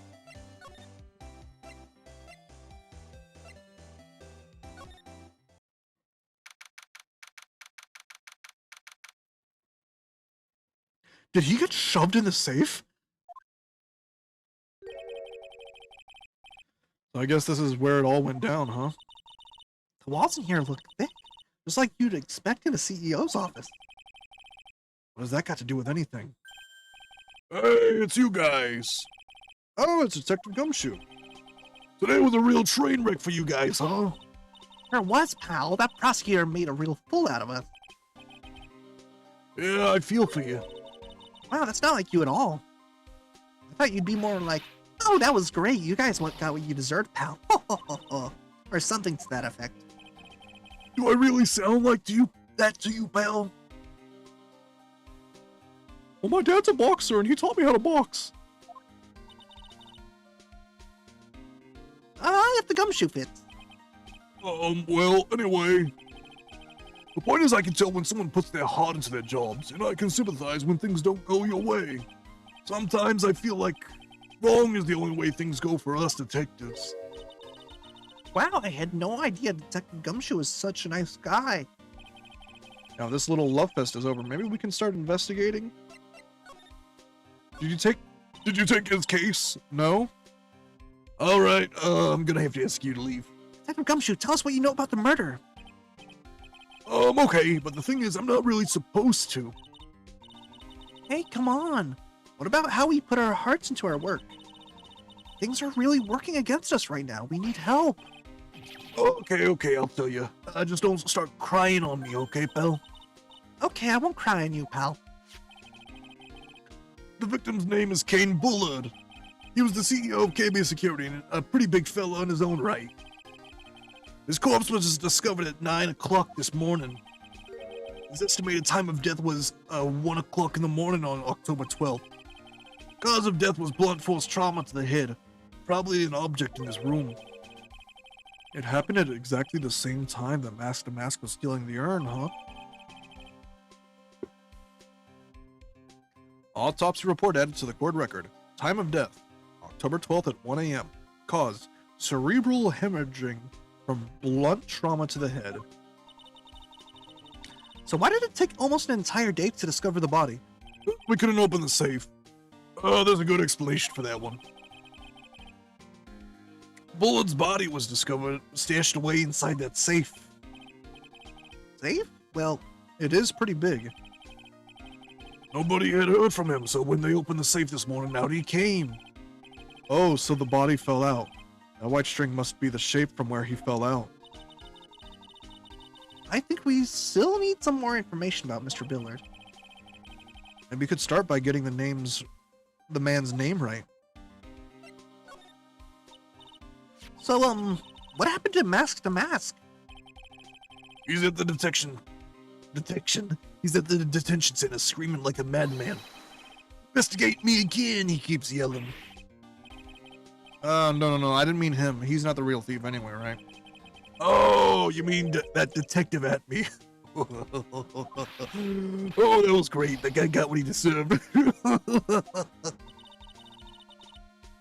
Now that's a Detective Gumshoe I know and love. Think about it. He was always around when a calling card showed up. But he always mysteriously disappeared when the heist took place. I was at the scene of the crime. Yeah, right. That's the lamest thing I ever heard. That's how you just knew he was the thief. That would explain how he was able to retrieve the stolen item he keeps bragging about. Yeah, he just did that to make himself look like a great detective, that's all. But there's one thing I can't figure out about his first heist. His first heist? Yeah, the Tear of Amnon case. There was a witness on that one. A witness? Yeah, I saved the newspaper clipping. Since the thief is already under arrest, you guys can keep it.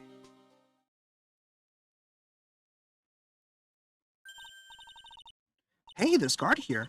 Haven't I seen him somewhere before? Pretty small, so it's kind of hard to see, but now that she mentions it...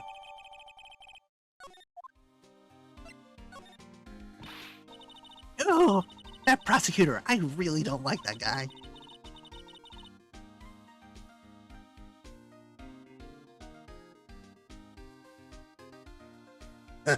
Yeah?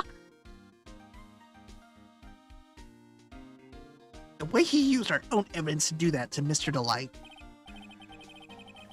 Yeah, I think he did it that way just because he knew it hurt more.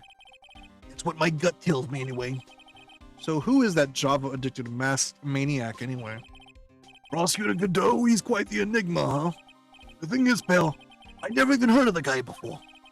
He just showed up one day at the prosecutor's office. Came out of nowhere. That's right. He said this was his first case as a prosecutor. It's true according to the records anyway, but there's no way he's an amateur. He's an Iceman in court, a maverick that gives me goosebumps. Goosebumps? You?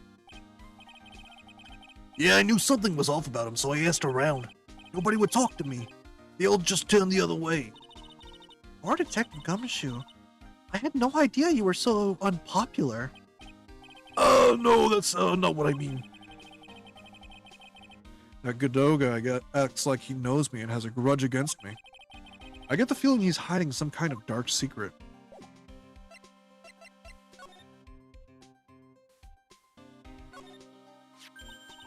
Oh, there's a button here. Let's see. Hey, cut it out, don't press that! That's pretty funny. I never knew Detective Gumshoe could jump like that. What is that button anyway? It's an emergency buzzer. It says it right there on the panel. Oops, you're right. It's written right there. Nick, how many times have I told you to read the instructions first? This alarm's connected to the basement guard room. It's used to summon security up here. Really? Then it's possible that on the night of the crime... Oh, so when the CEO was attacked, you think that maybe he pressed the buzzer? Yeah, I thought about that, so I asked around down there. But they said that the buzzer never went off that night.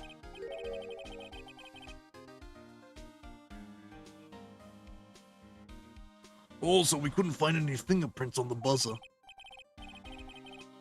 Mr. Buller, the victim, wasn't wearing any gloves, by the way, just so you know. So he must have used his elbow. I think we better go and talk to the guard about this emergency buzzer.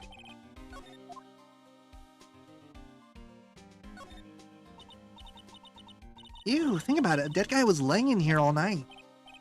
Yeah. Oh, by the way, don't bother asking about fingerprints. There were none. Well, somebody opened this safe on the night of the crime, right? Yeah, and so? Well, if Mr. Bullard's body was hidden here, it must mean that it was opened by either the killer or the victim, right? Yeah, I guess so. Oh, I got some bad news for you, pal. Are you ready? Okay, shoot. Opening this baby is no piece of cake. There's only a few people who know how to open the safe, pal. Yeah, and? Everyone that knows how to open the safe had an airtight alibis. I checked. Everyone except one, that is. I'm almost afraid to ask. Former security He was the chief? Ron Delight. What? Ron Delight? He was a security chief? Ron. So he knew how to open the safe, huh? Yeah, sorry about raining on your parade there, pal.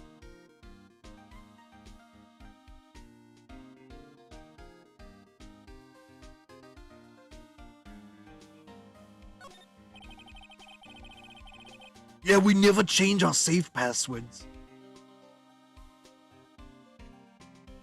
It's not a security risk or anything. It looked like some kind of bookshelf rolling cabinet hybrid. I can't get between these two shelves. Don't strain yourself trying. It looks like the shelves are controlled by a special panel. Here, we're just gonna crush you to death.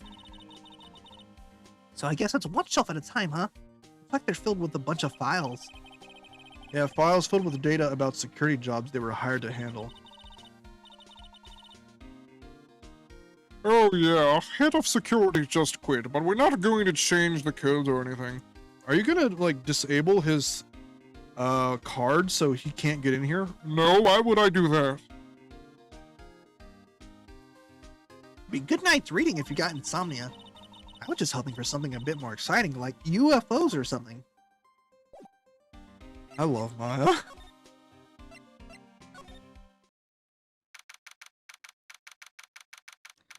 Give me a hit of that chocolate milk. Wow. This is really something else.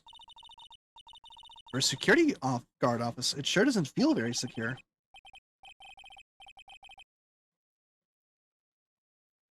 I don't actually know when he quit. I know why he quit. And you're told during the next trial, and I think some of y'all are gonna get a real kick out of that. KB security guard. Uh-oh, I just remembered Larry might be. Hey, Nick, what's up? So he is here. Oh, how's it hanging, dude? And you got my sweet little Maya with you, too. Hi, Larry. I was working my fingers to the bone, and in walks an angel. I've got no problems with a daytime date. It's all good. No, we're not. That's not what we're here for. We're investigating the Bullard murder case. Oh? Oh, yeah, that's right. You're a lawyer, aren't you? He's so hopelessly clueless. Do you know your CEO is dead? He's what? How am I gonna get paid? Well, if it's about the murder case, boy, have I got good info for you. Really? What is it? Well, I don't mind sharing with my sweet little Maya, but Nick here's a different story. But Larry, Larry, I thought you two were old school buddies. I was then and this is now. So what's this good info you were talking about, Larry? I'm a guard, a pro. I can't just give away information for free. You want a bribe? I thought professionals were more, I don't know, honest. Can you talk to him, Maya? Larry, tell us already. What's the good info? Hey, I like that. This kitten has got some claws. Okay, you really want to know? Yes, so tell me. Okay, so the thing is, Rondolite was an employee here. Naturally, since I'm a pro, I looked into his background. Follow me? Yes, you're a pro. I follow you. Go on. Well, 1 year ago, Rondolite was Oh. It does tell you when. Oh, there was no warning at all. It just happened all of a sudden. Yeah, we didn't change our passwords or anything after a full year. I know this is a small company, but I think that was pretty awful. I guess he must have done something bad to have gotten fired like that. Like maybe skipping out of work to go pick up hot chicks or something. No, that's just you. So what is it like to be a part-time security guard? Let me tell you, it's tough. Well, you know me, I get by alright, I guess. First, I have to keep my eyes on those monitors all the time. Monitors? There's security cameras set in each room around the building. It's really hard. Sometimes I feel like my eyes are gonna fall out. Wow. Oh, it's just like game. If I see something suspicious, I have to contact one of the teams.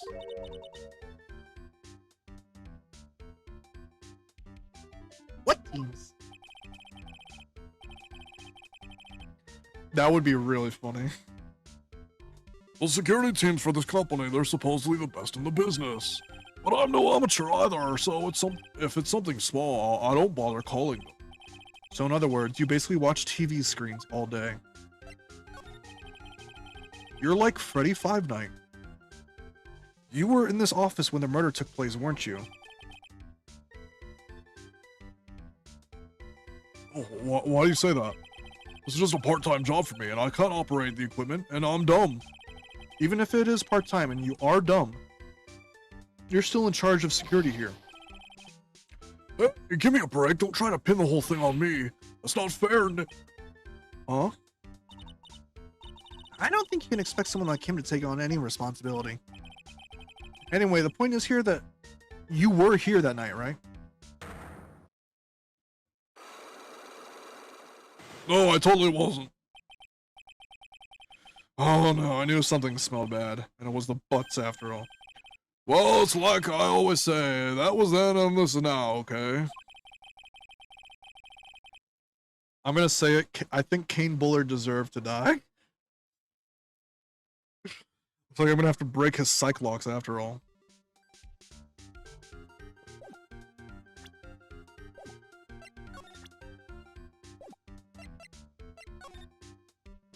That's a lever. Hey Larry, that's your jacket, isn't it? That's right. Did you know you hung it right on top of some kind of lever? Yeah, sure, I was told to never, ever touch that lever. She scowled and huffed at me. Something terrible will happen if you do. Got it, Greenhorn? So why hang your jacket on such an important lever? Because it got me curious. If the jacket's weight pulls that lever down, that's what they call an accident. Doesn't the suspense just kill you? Don't you want to know what'll happen, huh? It's true. It's killing me too. What about you, Nick? Yeah, but for a different reason. Something is written on the poster in fine print. A guard's 5 commandments. A guard's 5 commandments. Wow, this sounds serious. Let's see what it says. Rule number 1. Obey thy superior. Rule number 2. Respect thy superior. Rule number 3. Smile at thy superior. 4. Salute thy superior. 5. Buy donuts for thy superior upon command. It's signed Wendy Oldbag, head supervisor. She's one tough old bird, let me tell you. Cross her and you come face to face with a real genuine ray gun. Yeah, sounds scary, alright. Well, fortunately, she's on vacation, so that's why I'm so relaxed right now. I don't get to appear in this game.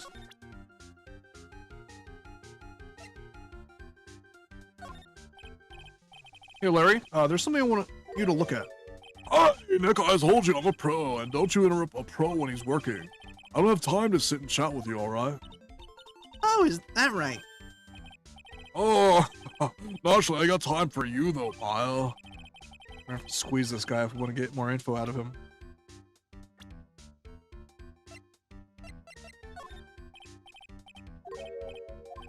Okay, he's not gonna respond. I have to break his psych lock first.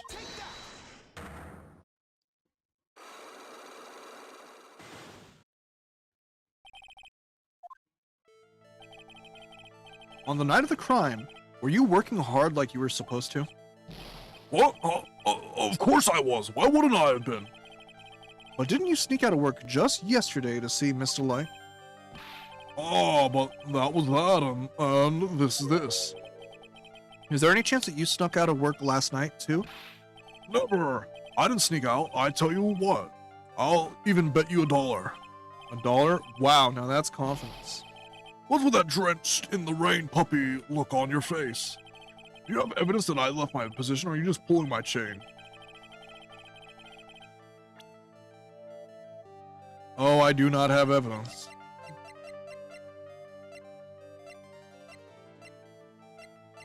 I'll be back for you, motherfucker. I don't think I have enough evidence yet.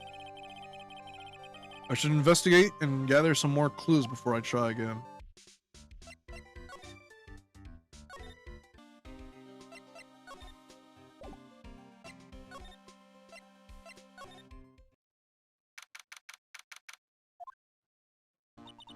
The treasures of Kurain exhibit are all ruined now. Maya, I'm sorry, it's just so sad. This was our big chance for everyone to learn about spirit channeling. maybe I could cheer her up somehow. Maya, this is a firecracker. Go blow it up wherever you want. Yippee! Well, now that we got the secret urn back, maybe they can reopen it. Really? Sure, maybe we can label it the Urn of Mask to Mask's Desires. That would probably attract a lot of attention. Whoa! Whoa, whoa! That's brilliant, Nick!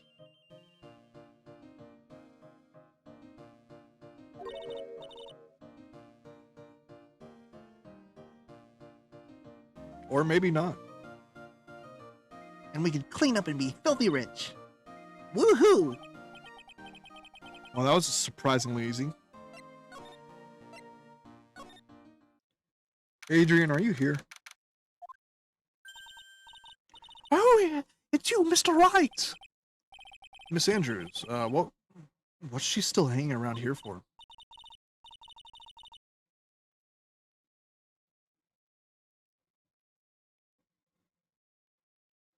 Sorry, I guess that's an issue where I've read it before, so I keep thinking like, yeah. So how's it going? What about the secret urn? The urn? Oh, it's already been. Oh, she was saying that. I got thrown off my game.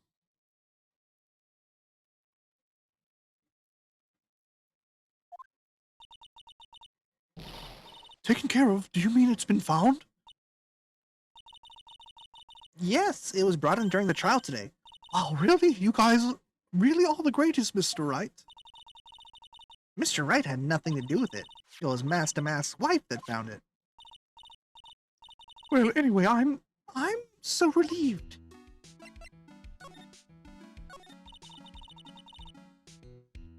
I just heard all about it on the news. So that detective was actually the thief all along. It looks that way right now. It's my fault. I'm the one who ended hiring Matt the Mask to guard the treasures.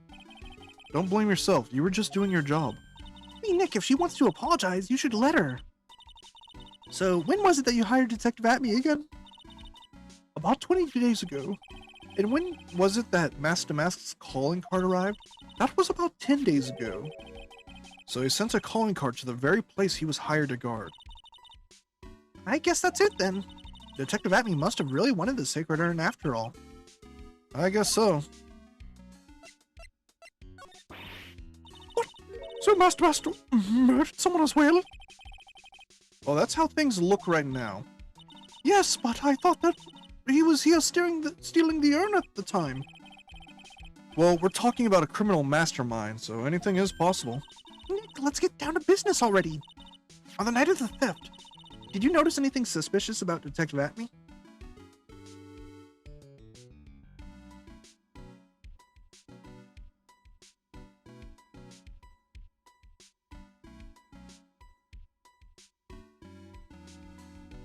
Yeah, that's a good point. That would really explain why Ron was so desperate to be found guilty of stealing the urn, because then, like, how could I have possibly been at this location? It's very fun. On the night of the theft, did you notice anything suspicious about Detective Atme? No, I couldn't have. After all, he was hidden the entire time. I never even caught a glimpse of him. He claims that's the way he always operates. That's just what he says so he can have an alibi while he commits the thefts himself.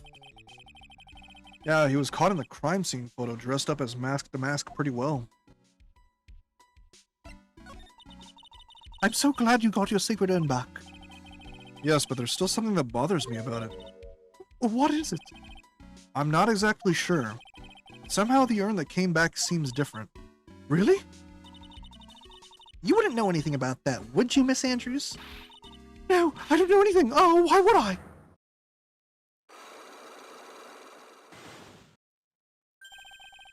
Cyclops. What do you think this means, Nick?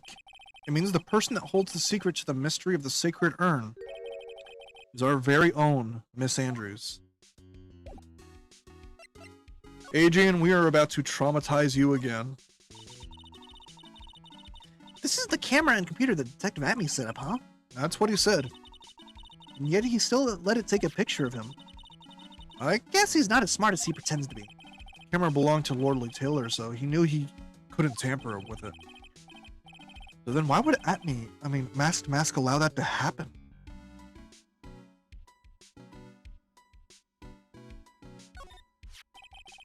That pathetic-looking wooden box. You motherfucker! That's the box that had the Sacred Urn in it. Don't touch it. There may be clues to the thief's identity on it. I worked so hard to make that box. Huh? You made that shitty box, Maya? What's that supposed to mean? I was so proud of it. Poor Maya. Maybe it'd been better if Mask to Mask had taken the box too. Detective Atme said he got hit on the back of the head with this by the thief. But that was obviously a lie. Because it turned out that Atme was the real thief. It's still hard to believe. He knocked himself out with a sword. Yeah. It's going to take full responsibility and fix that sword myself. I'm going to take full responsibility. I know I don't look like it, but I have complete confidence that I can fix it right up. I promise I'll fix it so you never knew it was bent in the first place. Please be gentle with it. Slide to the right.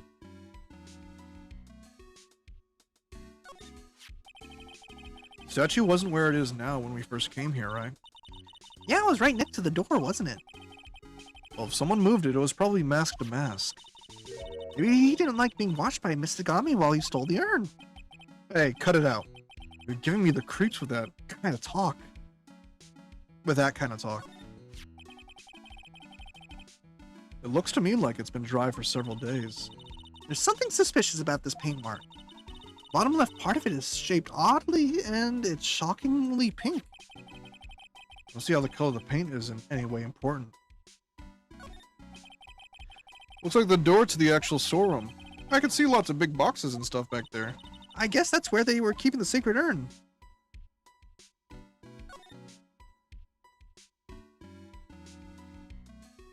Please let me just acknowledge the pink paint.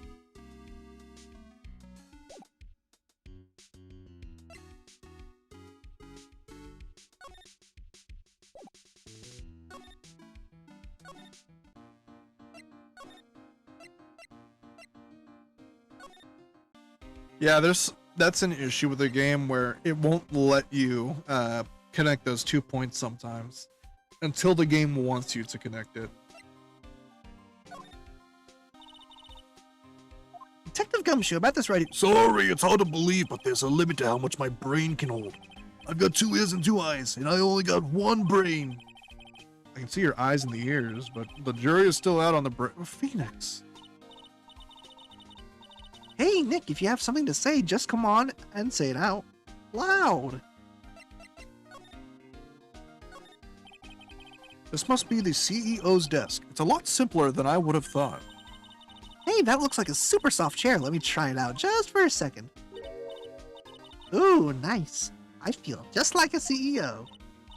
Hey, you, whip me up a cup of some really expensive import tea and some scones. Move it. Ah, this is the life. I'm the victim sat in that chair just before he was brutally killed, you know.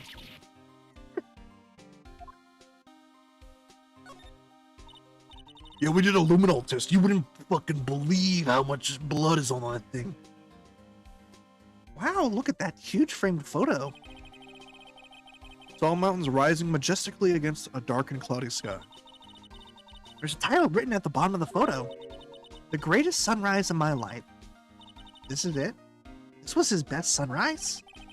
Either this guy didn't get out enough, or he had really rotten luck with the weather. Maybe if he had lived a little longer, he would have seen some better days.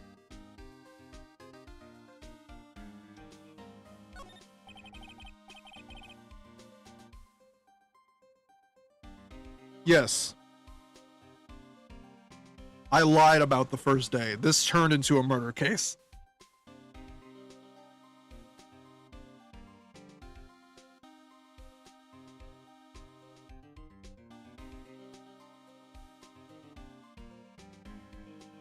Yes.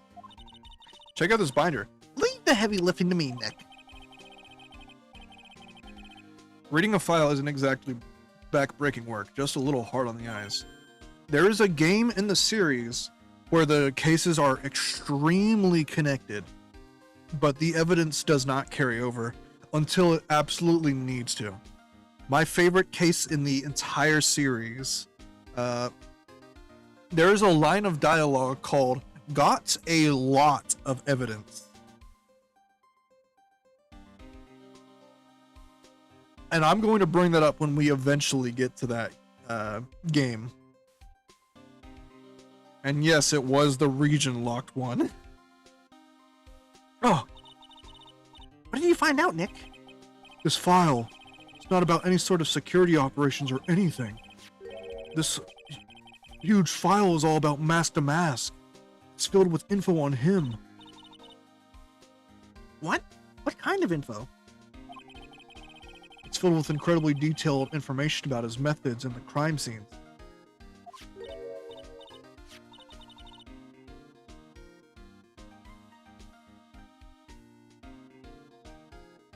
Oh, absolutely.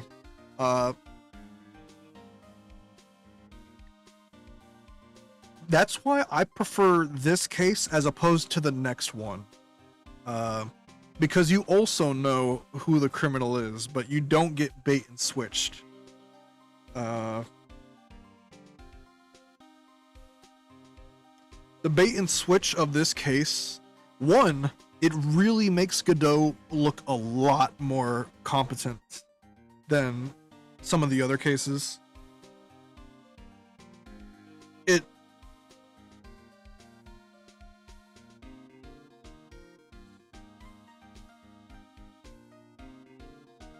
Yeah, you described it perfectly. The fact that they just like start playing the ending music and switch it up. This is maybe my third favorite case in this game. For that reason. And yes, there are 5 cases in this game. Hey, Nick, look at the last page. It's a list. Let's see. Tier of Eminon, $100,000. $100 billion. This looks like a list of all the treasures that Mask the Mask stole. So then, 100,000 is the value of the stolen item? Oh, you thought you were done? I don't know. That number seems kind of low to me. I think I'd better secretly make a copy of this list.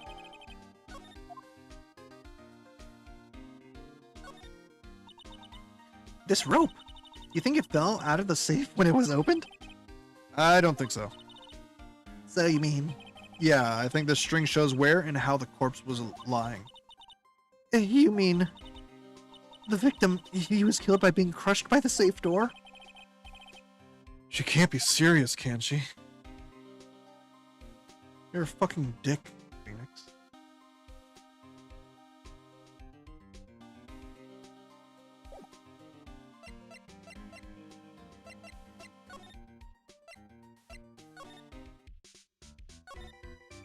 I want some of that candy. That's my partner seat. Your partner. Well, that's what I call her. She's my superior, actually. Kind of a weird old lady. There's tea spilled all over that machine, you know.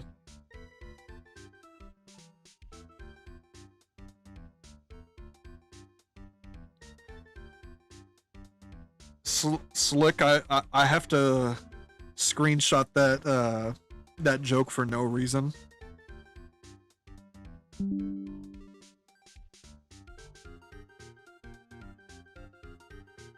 There's tea spilled all over that machine, you know.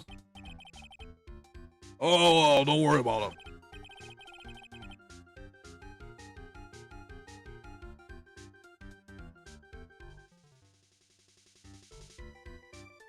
Just the other day, I spilled some chocolate milk on mine. It still works fine, more or less. Don't worry. That screenshot won't be relevant for another few years. It still works fine, more or less. They really know how to build them, I guess.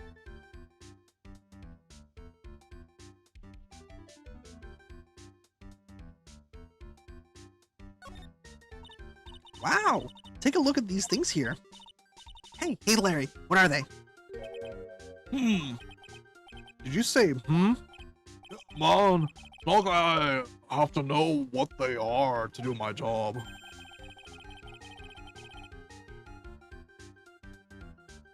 Yeah, I already lost that screenshot. I always thought they were just some kind of decoration or something. Oh boy. How did this guy ever get a job here anyway? Can I have some of that chocolate milk?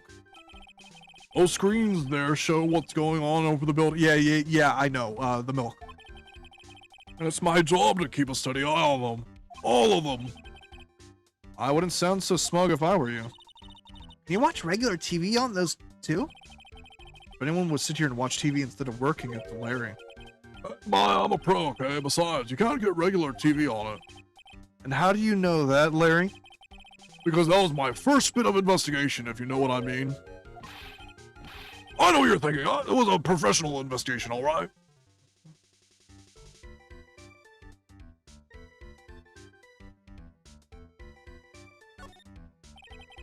That's my workstation. Pretty cool, huh? I keep a steady eye on the monitors and use that mic for communicating. Look at all this equipment. It must be hard to operate. No biggie. I think there's an instruction manual somewhere in this room. Somewhere? Instruction manual. What are you gonna do in an emergency? Oh, well, I guess I'd start by calmly looking for the instruction manual. During the time, my partner, the old lady, would calmly look for her reading glasses. That's what us security professionals call teamwork. Even Maya and Pearls could run this place better. Hey, what's that supposed to mean?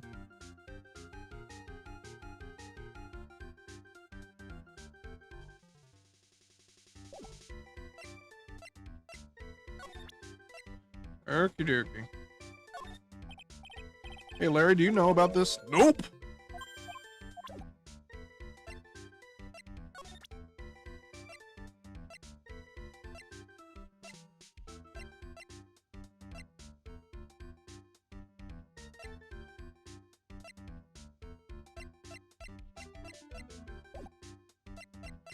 Rookie Jookie.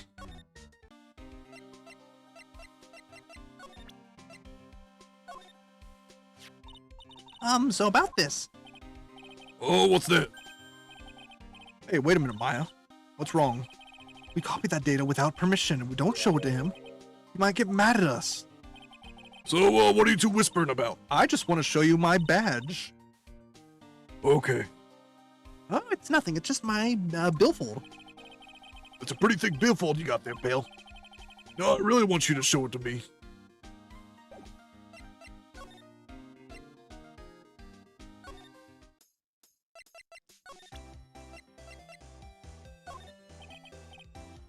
Nope, you don't know about that either. Okay. That's your fucking husband there.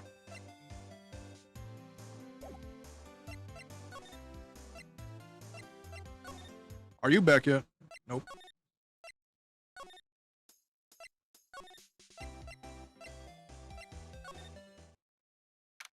Okay, I haven't been here yet. Whoa, this place is literally crawling with cops. What do you expect now that they know he was actually masked? This must be incredibly embarrassing for them, don't you think? Yeah, I guess they're trying to make up for it by tearing the place apart. There's picture up. Hey, I just noticed Gumshoe is nowhere to be seen. Oh, he is a homicide detective. He's probably working on the murder case. Wasn't he in charge of the mask-to-mask investigation all the way up to yesterday? Well, murder case is a lot more exciting, isn't it? He'd say something like, "There's nothing like good murder case, pal." Yeah, points for the quality of impression, but I'm not sure Gumshoe has bloodlust, Maya. Okay, so I have to present something to someone.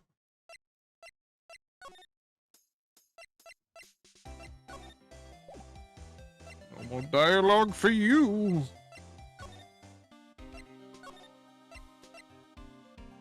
God, I can't wait until I get to the 3DS games.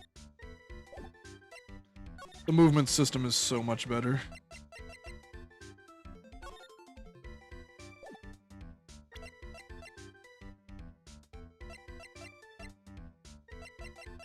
Oh, that proves where he was.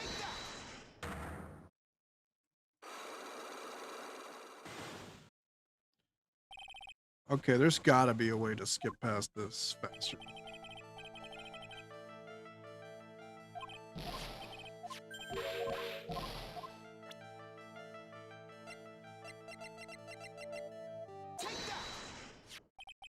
This wallet. You know about this, right? I've never seen it before. Liar, you hand-delivered this wallet to Miss Delight just yesterday. Give me a break. You can't expect me to remember every little thing that happens. Well, I do expect you to remember something that happened just yesterday. What time was it when you found this wallet? I guess it was around 1 o'clock in the morning on the first floor of our company building. 1 o'clock in the morning. That's right. In other words, Larry, at the time of the murder, you were away from the security guard office. Oh! Yeah, but there's something you didn't think about. What's that? My shift that day didn't start until 10 p.m. Murderer might have snuck in before then. What do you mean by that? If the murderer had snuck in before 10 p.m., then it wasn't my fault. It was the fault of the guy whose shift was before mine. I have a feeling that he still doesn't get the seriousness of this. Listen up, Larry. We know beyond a shadow of a doubt that the killer snuck into the CEO's office after 10 p.m. during your shift. Ah, fuck.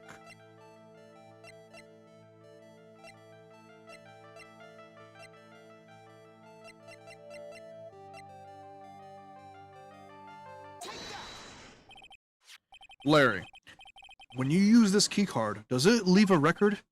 Yeah, it does, but I can't show the record to just anyone, you know. That keycard data was already made public in the trial today. What? I didn't know about that. Any kind of request for info like that's supposed to go through me.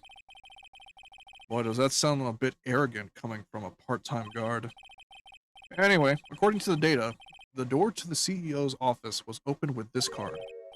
Furthermore, it was most definitely used at 1 a.m., the time of the murder. No way! Yes, someone used this to get into the CEO's office. That happened at 1 a.m. on the night of the crime, right in the middle of your shift. Oh. Larry, you can't duck away your responsibility this time. Oh, no. Nick, you're so mean.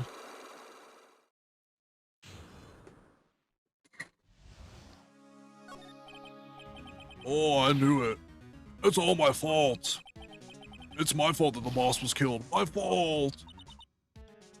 Larry, There's nothing I could do. I have important issues to deal with too, man. What happened that night anyway? Oh, my Donna happened. huh? Your Donna? I got a bad feeling about this. Yeah, my Donna called in and said, I have to talk to you right away. So I went to see her and he was standing right there next to her. Who was? Her new boyfriend. It was like some horrible joke. Before I knew what was going on, the guy socked me right in the kisser. Knocked me clean out. Normally I'm the one that does the punching, isn't that right, Maya? Yeah. So is that why you left the security guard office? Whoa, I'm sorry, it's all my fault. How could I ever make up for it, Nick? What could I do? Whoa! He's curled up on the floor, crying like a baby. Look, is there anything I can do? Anything? Just name it. I'll do whatever I can, whatever I have to do to make up for it. I swear I will. Larry, I'm going to extort information out of you. Hey, Nick, as long as he's offering, why don't you show him the evidence we've got? She's right. Maybe we'll get at least one bit of useful information from him. Nick.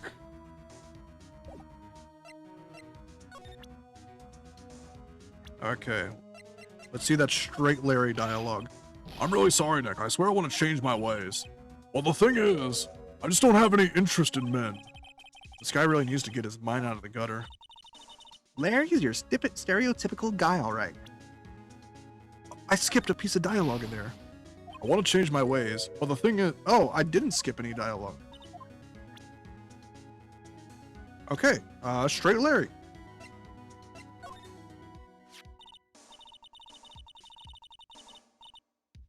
The buzzer in the CEO's office is directly connected to this room, right? That's right. Just like my heart is connected to yours, Maya. Huh? Go ahead, Maya. Press the buzzer in your heart. I promise I'll come running to your rescue like the professional guard I am. Wow, that was pretty good. Thanks. I try. You think you could tell us about the buzzer now? Yes, please. Please tell us. Okay, I guess so. Prepare to be wowed.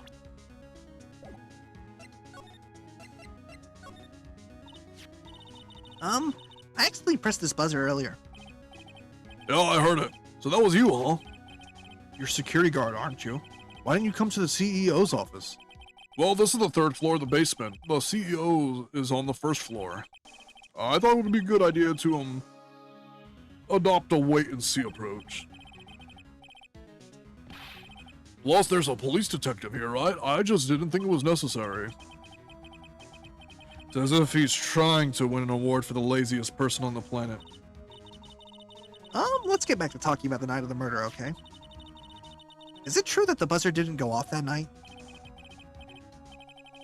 I will give Larry that one. If the buzzer goes off and I can see on those cameras that a police officer is investigating the room, I'm not going to send like armed guards to check out the scene.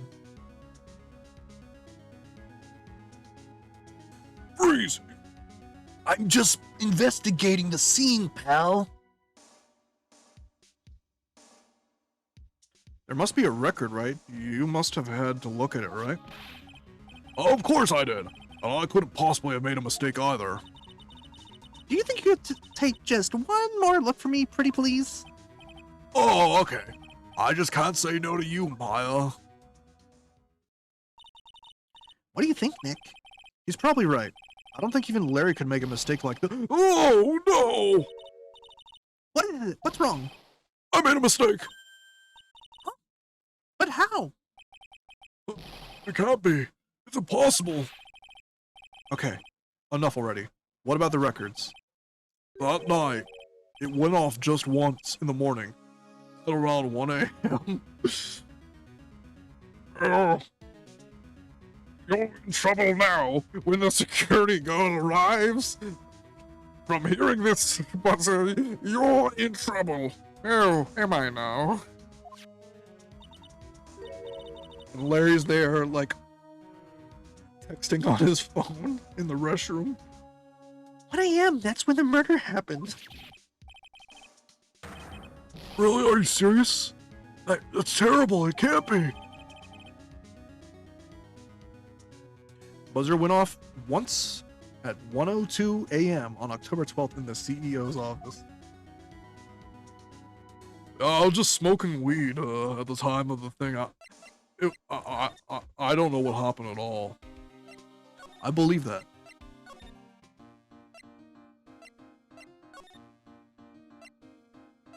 Wait, I should have presented that to Gumshoe. Detective Gumshoe, about this right here. I don't know what that is, Bill.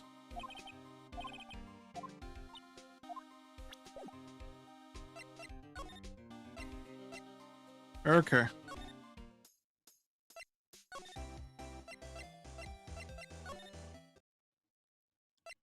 They're not there.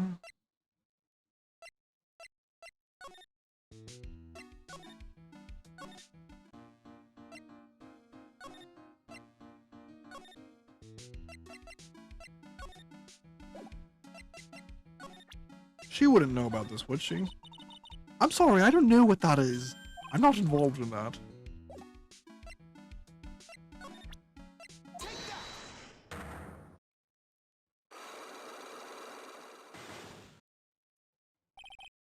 The Sacred Urn. Miss Andrews, do you know anything about the Sacred Urn? Do I know anything? I'm in charge of the entire treasure exhibit. The urn that was submitted before the court today. It's obviously not the same urn as before. Well, that's true. Maybe it isn't the same. It could be a fake. A fake? You're the one who said it wasn't the same, so that's the most obvious explanation. Do you have any evidence that the urn was submitted at the trial was genuine? Nope. I don't think I have enough evidence yet. I should investigate and gather some more clues before I try again. Larry, stop holding the smoke in your mouth. That doesn't make it stronger. My eyes burned.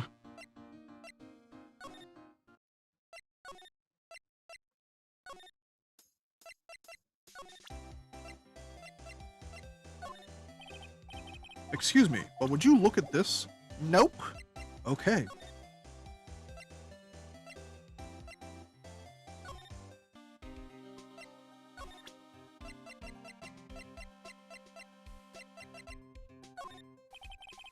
This was his first heist, and I guess I underestimated him.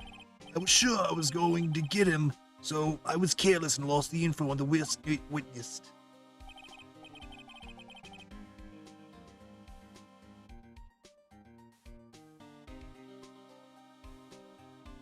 Perhaps so. By witness, do you mean the guard in this photo? Yeah, he and the detective worked together to try catching mask to mask. But he got away anyway, huh? But God, I got the weird feeling that I've seen him around lately. I kind of feel sorry for him. He's kind of a sad young guy. Yeah, and he seems to have a habit of always getting arrested prematurely.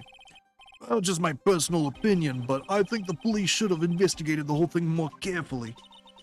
But weren't you the one that arrested him with a giant goofy smile on your face? Come on, we don't have time to start with that. Let's just leave it alone. Aren't you the police? Yeah? I should have investigated more carefully.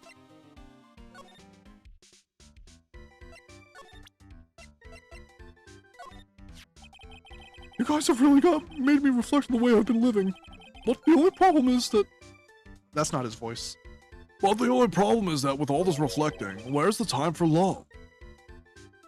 Frankly, I think reflecting is a bit overrated, you know. What are you going on about, Larry? Plus, do you have any new info on the buzzard record? Oh, the record? Oh, no, nothing at all. It reflects as much as a piece of black carpeting. I don't know about that.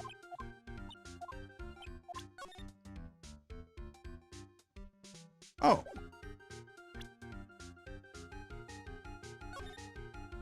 Alright, we're gonna cheat.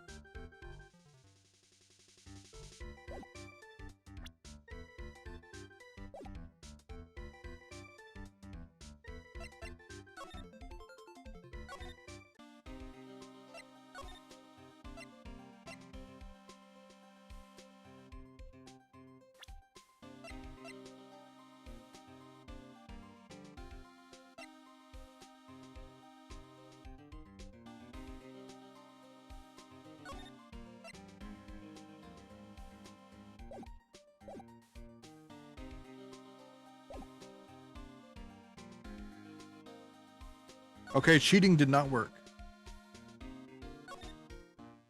Cheating did work.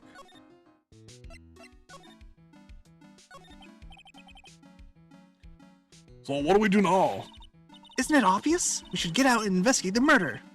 Well, first we need to find out exactly where KB Security is located. Yeah, I forgot what to do. Hey, why don't we ask Miss Delight? She should know. Besides, I want to ask her some stuff about motorcycles. Motorcycles. You're not thinking of getting one, are you? I'm not the same little Maya used to be happy with her dinky little bike, Nicky boy. Plus, I'm getting hungry, and dinner is soon, so I gotta hurry. Ugh. Speaking of asking around, I've got a few questions of my own for Mr. Delight. Okay, well, let's make sure to get to the detention center, too. You must be relieved we got the sacred urn back, huh? You bet. There's something a little different about it. Don't question mark me. It's pretty obvious, isn't it? I mean, take a look at this. It clearly says I am on the urn in the poster. But the urn we got back says Ami like he used to. Oh yeah, you're right. Plus the vase has pink splotches on it now. I'm sure they weren't there before. Mai doesn't know, but 1 year ago, when the urn was broken, the repairer accidentally turned Mystic Omni's name into I Am. And that repairer was one mechanically unskilled little Pearls. But still, I don't remember ever seeing pink splotches on it. Is it possible that urn is a fake? I'm sure Pearls will find out about that once she gets back to Kurain Village. Yeah, I suppose so. Now that I think about it, Maya hasn't been back to Kurain Village in a long time. So I guess people still go to Kurain Village to do their training, right? Yep, if you want to become a spirit medium, you need to undergo severe training. Why haven't you been training lately, Maya? Well, lately I've been thinking of heading to a channeling dojo to do just that. A channeling dojo, huh? Sounds pretty serious, whatever that is. If you're gonna train, you have to be serious, otherwise real tragedies can happen. Is what happened last year still bothering you? The murder in her village. It happened because the power of channeling was misused. When a medium uses the Kurain technique, she temporarily loses her own will. So when an especially strong spirit is summoned, the spirit medium can get taken over and even forced to commit terrible crimes. Like murdering that asshole in the photo. What's worse, in those cases, the spirit medium has no memory of what happened. That murder. It wasn't your fault, Maya. You know that, don't you? I suppose not, but I guess I'm still a little shaken up, that's all. Sounds like being the master of Kurain is going to be a heavy responsibility. She also literally didn't kill that guy.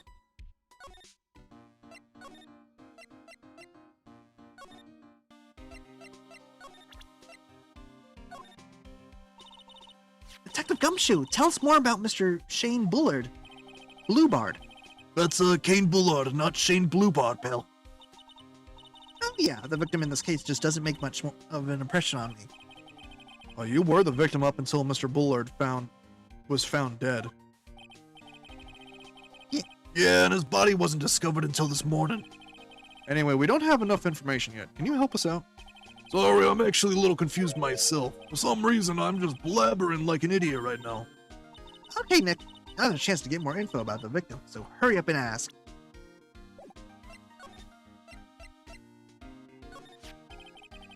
Can you tell us some more about Mr. Bullard? He was the CEO of KB Security, right? What kind of company is it anyway? Well, the company basically sends security teams out to buildings to guard them.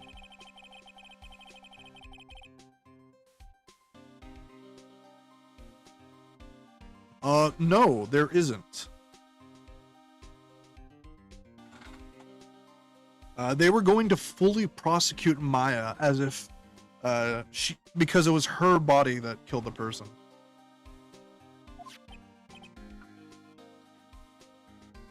Oh, and? And I don't know how to put this, but the guy was kind of a money grubber. Really? Me too. I just love money. I can never get enough. Please stop leaning towards me like that. You aren't getting to my wallet. Anyway, it looks like he did some pretty shifty stuff to earn his millions. Oh, so that's my problem? I need to be shiftier? Let me go already. It's so fucked. Apparently, he was involved in selling trade secrets between rival companies. Oh, that's pretty dirty and underhanded. Yeah, oh, KB Security used to head security operations against Mask to Mask. What? Really? Yeah, and after screwing up so many times, the company's reputation really took a nosedive. So it really was Bullard who sent Ron the blackmail letter, huh?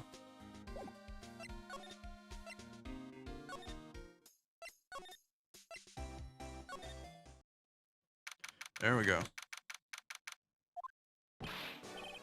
Oh, Mr. Wright. Mr. Delight, did they finish their interrogation?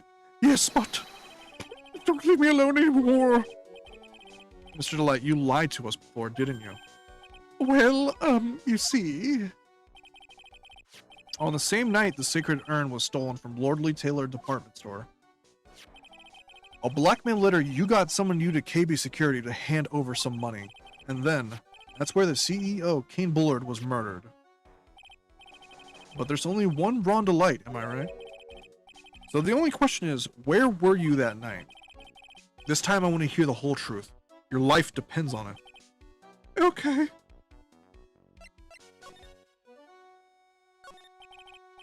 Mr. Delight, do you still insist that you are Mask to Mask? Isn't that what I've been saying since yesterday? Let's hear a quick response. Tell me about it. To be honest, it's starting to get irritating. But listen, Mr. Delight. Trial today, we learned the true identity of the thief, didn't we?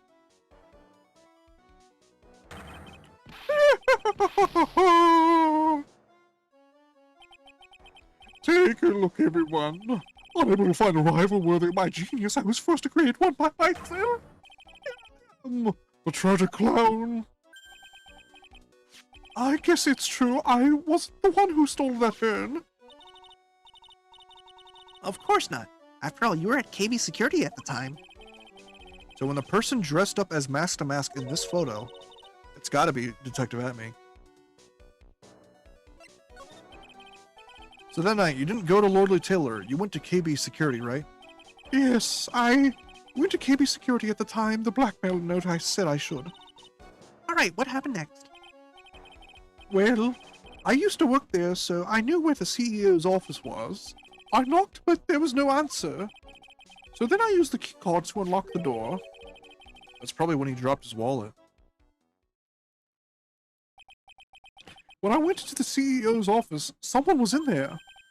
Someone? I hate that moment so much. Then suddenly they bashed me over the head. Bam! Was it Kane Bullard that hit you? I don't know. The person ran away while I was still stunned. When I came to my senses, the sight I saw left me speechless. The dead body of the CEO was right there in front of me. I thought I'd die myself. Anyway, I thought I should do something with the body. So that's why you put it in the safe? Yes, that's right. I used to be the chief of one of the security teams, so I knew how to open it. Okay, and what did you do after that? Well, I got out of there for starters. I was the one who set up the security cameras in that building. So I knew how to avoid being spotted by them. Nick! All of a sudden, Mr. Delight kinda sounds like the murderer to me. Please don't say that. Why were you fired? Mr. Delight? Mr. Delight, is it true that 1 year ago, you were forced to quit KB Security? Ah, how did you? I'm begging you, please don't tell Bessie, please. Don't worry, we haven't told anyone yet. Oh, thank fuck. No, but I suppose I'll have to tell her sometime. She'll find out of it. Why have you been hiding it from her anyway? Bessie would despise me if she ever found out I was living a life of crime. A criminal, a thief, she'd never forgive me. My marriage would be over. Knowing that, why did you become a thief in the first place? Because Bessie spends money like it's water. There's no job in the world that could bring in enough money. And being a thief, at least that's what I thought anyway. So you became mask to mask for Desiree, huh? I love women. Hey, this is the article about my debut heist. Boy, that was a tough one. Before I knew it, they were hot on my trail. But mask to mask, he must have gotten away, right? It says in the article that he disappeared. That's right. I got a sudden burst of inspiration. I hid my mask-to-mask costume in a nearby plastic bucket. Then I quickly changed into my security guard uniform. Pretty clever, huh? Wow, awesome. Hey, hold the phone. Regarding this photo, is this you, Mr. Delight? That's right. Nice trick if I do say so myself. Nice and easy to figure out. Even pros could see through that in a heartbeat. But as you might expect, Detective Atme found the disguise. He truly deserves the title of Ace Detective. Detective Atme found the mask disguise? Huh. That's interesting. Yes, and I heard that he brought it home with him. So that's it. That's when Atme got his hands on this. Thanks to that, I got the chance to remake my costume. That must have been really time-consuming, huh? Yes, it took quite a while to complete. Anyway, a few days after that, I received the first of the blackmail letters. Blackmail letters? You got them starting when? Tell me more now. Calm down. Don't get so worked up.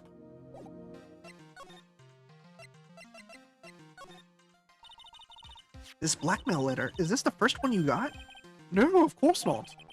Well, this is the first one that ever called me out to a specific location.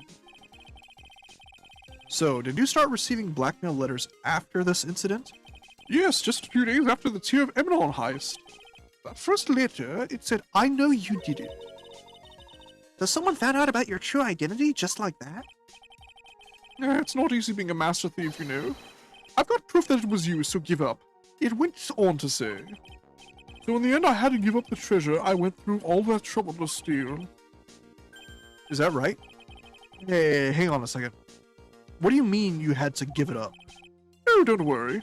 After I put the jewel in the safe deposit box the letter specified, someone sent me $10,000. No one said anything about being worried, you know. After that, I started getting the plans in the mail. Plans? What are these plans you're talking about? They were instructions on how to steal a crown or a painting or some other rare treasure. They showed security blind spots, escape routes, and even suggested training methods. So you mean the one who planned the heist wasn't you?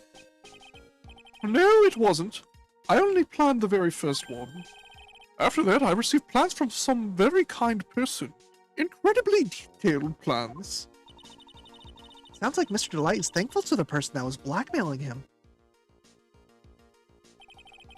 So Rondalite was Mask to Mask after all? But someone else is behind the thefts. Someone who planned them all out in detail. All I had to do was deposit the treasures I stole into the safe deposit box.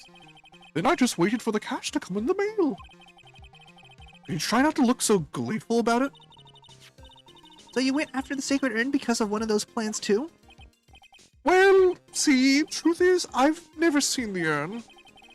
All I did was follow the instructions and steal what I was told to steal. Mr. Delight, is everything you've just told me the truth? Yes, but please don't tell Desi, okay? From Damask's second heist on, he was stealing as directed by blackmail letters. Ron, before we go, there's one more thing I want to ask you. Yes, but please don't hurt me. Mr. Kane Bullard, do you swear that it wasn't you who killed him? Yes, of course! Couldn't ever, I'm not lying! All I did was hide his body in the safe. But then I was afraid they'd discover what I did, so I turned myself in yesterday. Why? Well, if the judge had ruled that I was guilty of robbery, then I'd have an alibi, right? I guess so. You're really clever, Mr. Delight. I guess I have no choice but to take Mr. Delight at his word. Miss Agmaya! Hey! Pearly! How the fuck did you get in here? Back! Hey, Pearls! Hey, Pearls, so what have you been up to this whole time? They go down, Mr. Nick. I took him back to Crying Village to have it examined. And? What did you find out? There's no need to worry. They said it's the real urn. Woo! That's a relief. I was really worried. But there's one small problem. Problem? These cute little pink splotches. They said that it's paint and that they were put on the urn recently. Why are we talking about the pink splotches again? What's the big deal? What's the big deal? We gotta find out how they got there. That's the big deal. Yes, Mr. Nick. We gotta find out how they got there. Okay. We'll go find out how they got there. Please don't forget about me. Sacred urn, found in Atmy's office. Covered in pink splotches, but it's the genuine deal. Okay, just let me examine those fucking things now. October 13th, Lordly Taylor Basement Warehouse. Oh, Pearl. How nice to see you. Hello there. I haven't seen you around lately. What have you been up to? Well, actually, I was having this urn examined. Oh, I see. Maybe if we take another good look at this urn. We can figure out the mystery of what actually happened. Nick, let's look around one more time.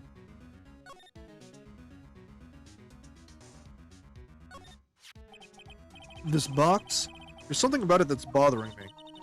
That's the box the sacred urn was in. It looks like there's some pink paint on it, too. It's definitely the same color Color is the stuff on the urn. I think I know how the paint got on it now. Alright, let's investigate again, Nick. Urn box out of thank fuck.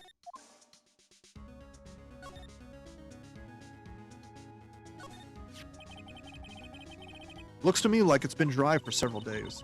Something suspicious. There's something suspicious about this paint mark. Bottom left part of it is oddly shaped. It is shaped oddly and is shockingly pink. Mr. Nick, could this be that odd shape is... Yeah, I'm pretty sure this is it. Ah! It's the box the sacred urn was in. If you look here, there's a little bit of paint on the box as well. The bags. Pick up the facts, pick up the facts. Grand Canyon. Wow, you're right. Look, it matches. What is it, Miss Nick? This is all turning out exactly as I thought it would. Paint marks completely dry. The box, the sacred urn, fits in the gap perfectly. I think it's all starting to become clear. We're that much closer to solving the mystery of what happened to the urn.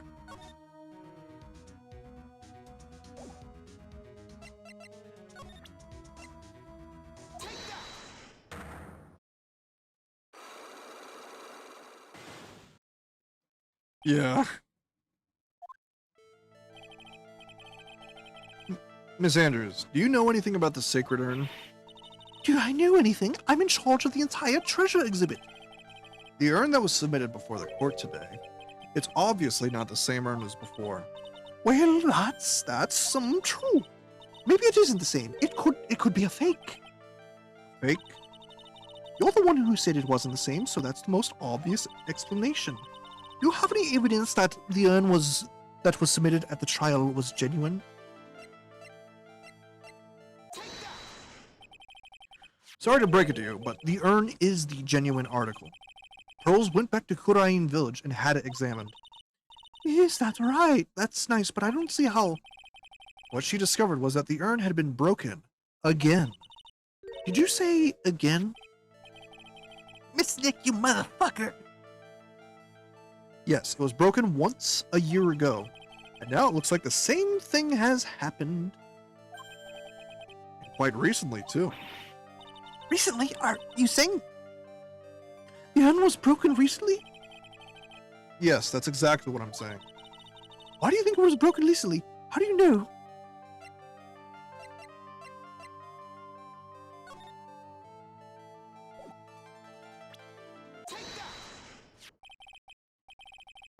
This poster, it was made recently, right? Poster? Ah, the poster for the exhibit. At the time this photo was taken, the urn said I am on it. But now, for some mysterious reason, it says Ami. When the urn was fixed, the letters were transposed. I am? What does that even mean? I don't know anything about that. I wasn't even there when the photo for this poster was taken. That was a mistake. Now, tell the truth. Wait. For?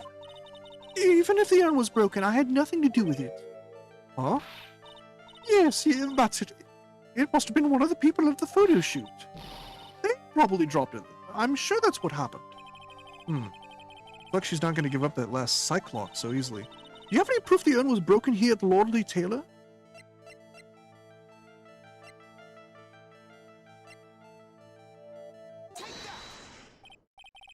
Well, Miss Andrews, what is this supposed to mean? There's a pink paint all over this urn. Which means we get to kill this ban evader.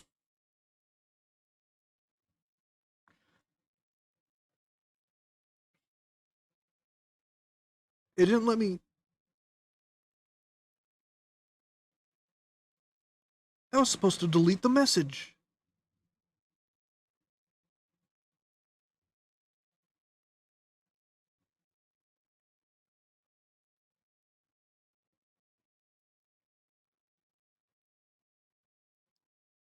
I don't know how to delete that. And there's pink paint all over the floor and walls of this basement warehouse. In other words, the urn was broken here.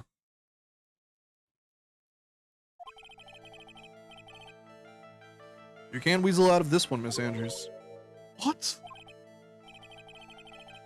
Oh, there's a bot in the,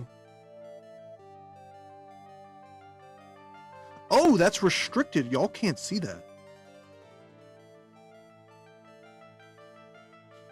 Uh-oh, she's trying to make her escape. But you can get pink paint anywhere. Well, there's none of it in my office, that's for sure. Well, there's in my room. Liar. Anyway, the paint on the urn and the paint on the floor.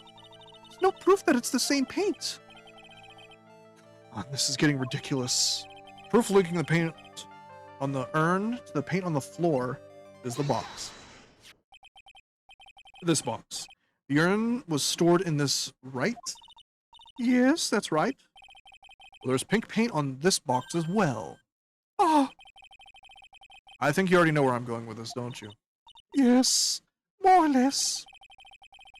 The paint on the floor has an odd shape imprinted in it, doesn't it? Yes. If you put this box into the impression in the paint, as we're clearly walking over here and showing, you can see it fits perfectly. Which means that this box was dropped right over here. Yes, I did. Because it would start skipping the text automatically. And that is when the urn was broken.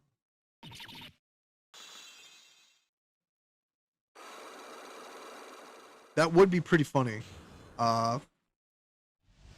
You might like the final case of this game. I'm so sorry. I was the one who broke the urn.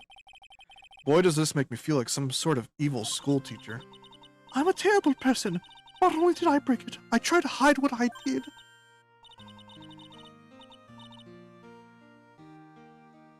Oh, I know some of y'all don't recognize this music, but man.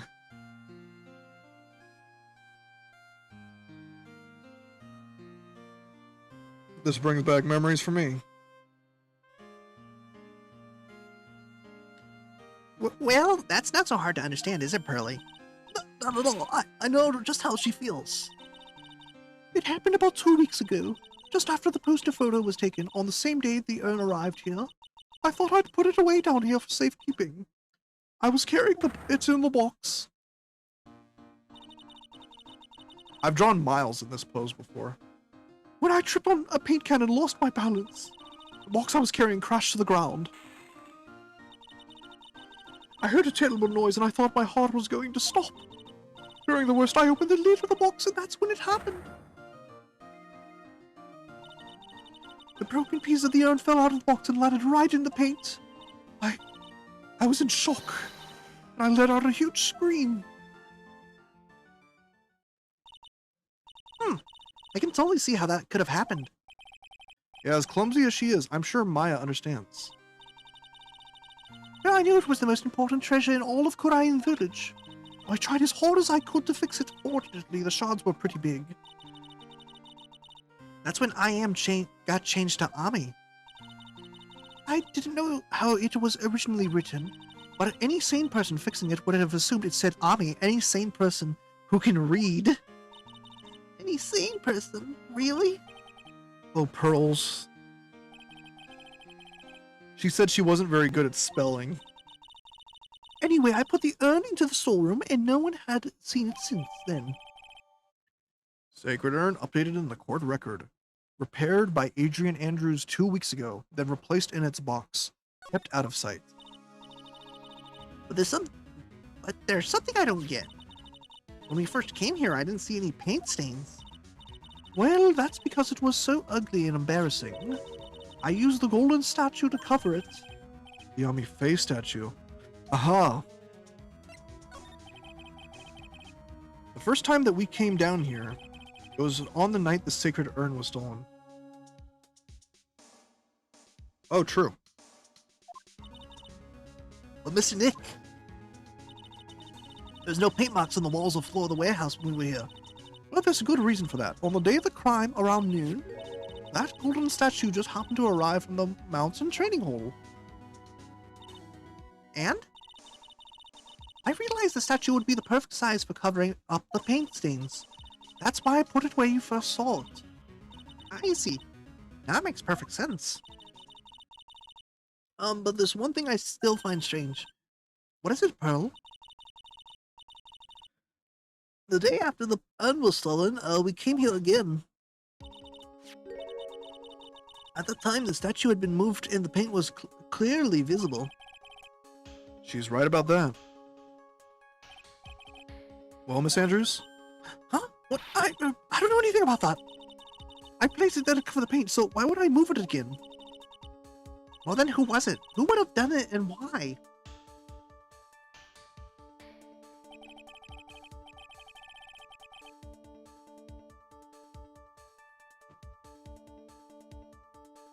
Maybe. I could reasonably see, given the culture of this game, because this takes place in like an alternate reality where the Japanese internment camps never happened. On the day before, except in Japan, where this game was not localized, in which case this is just Japan. On the day before the theft, the statue was definitely closer to the door. The next day, it was moved. But why? Ami Faye's golden statue, updated in the court record, carried into the basement warehouse the day of the crime, moved again that night. Yes.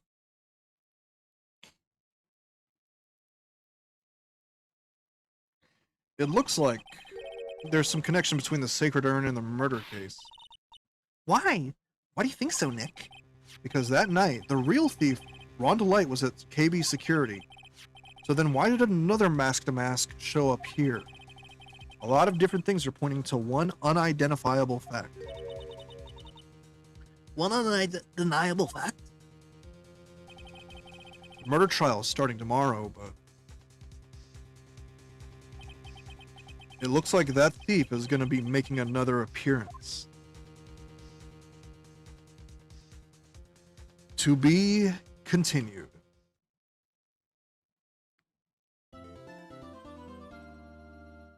And that is where I'm going to end it today.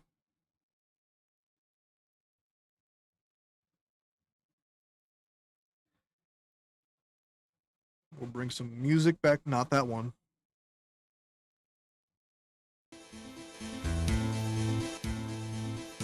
I would like to thank all of you for coming today. It's been a blast.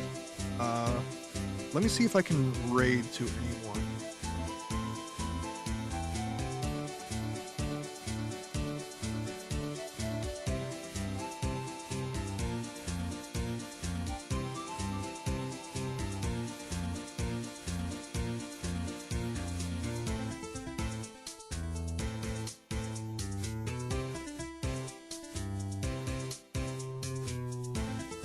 Wow, Twitch is not loading.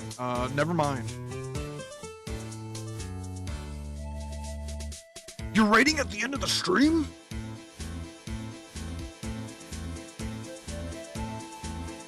Hi, I'm about to juggle y'all to a different streamer.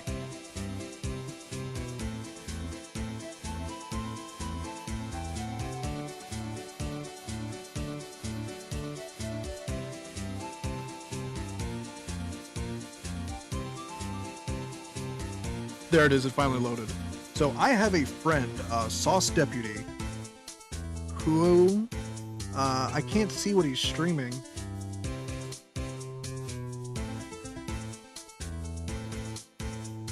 You don't have to say, just say hi.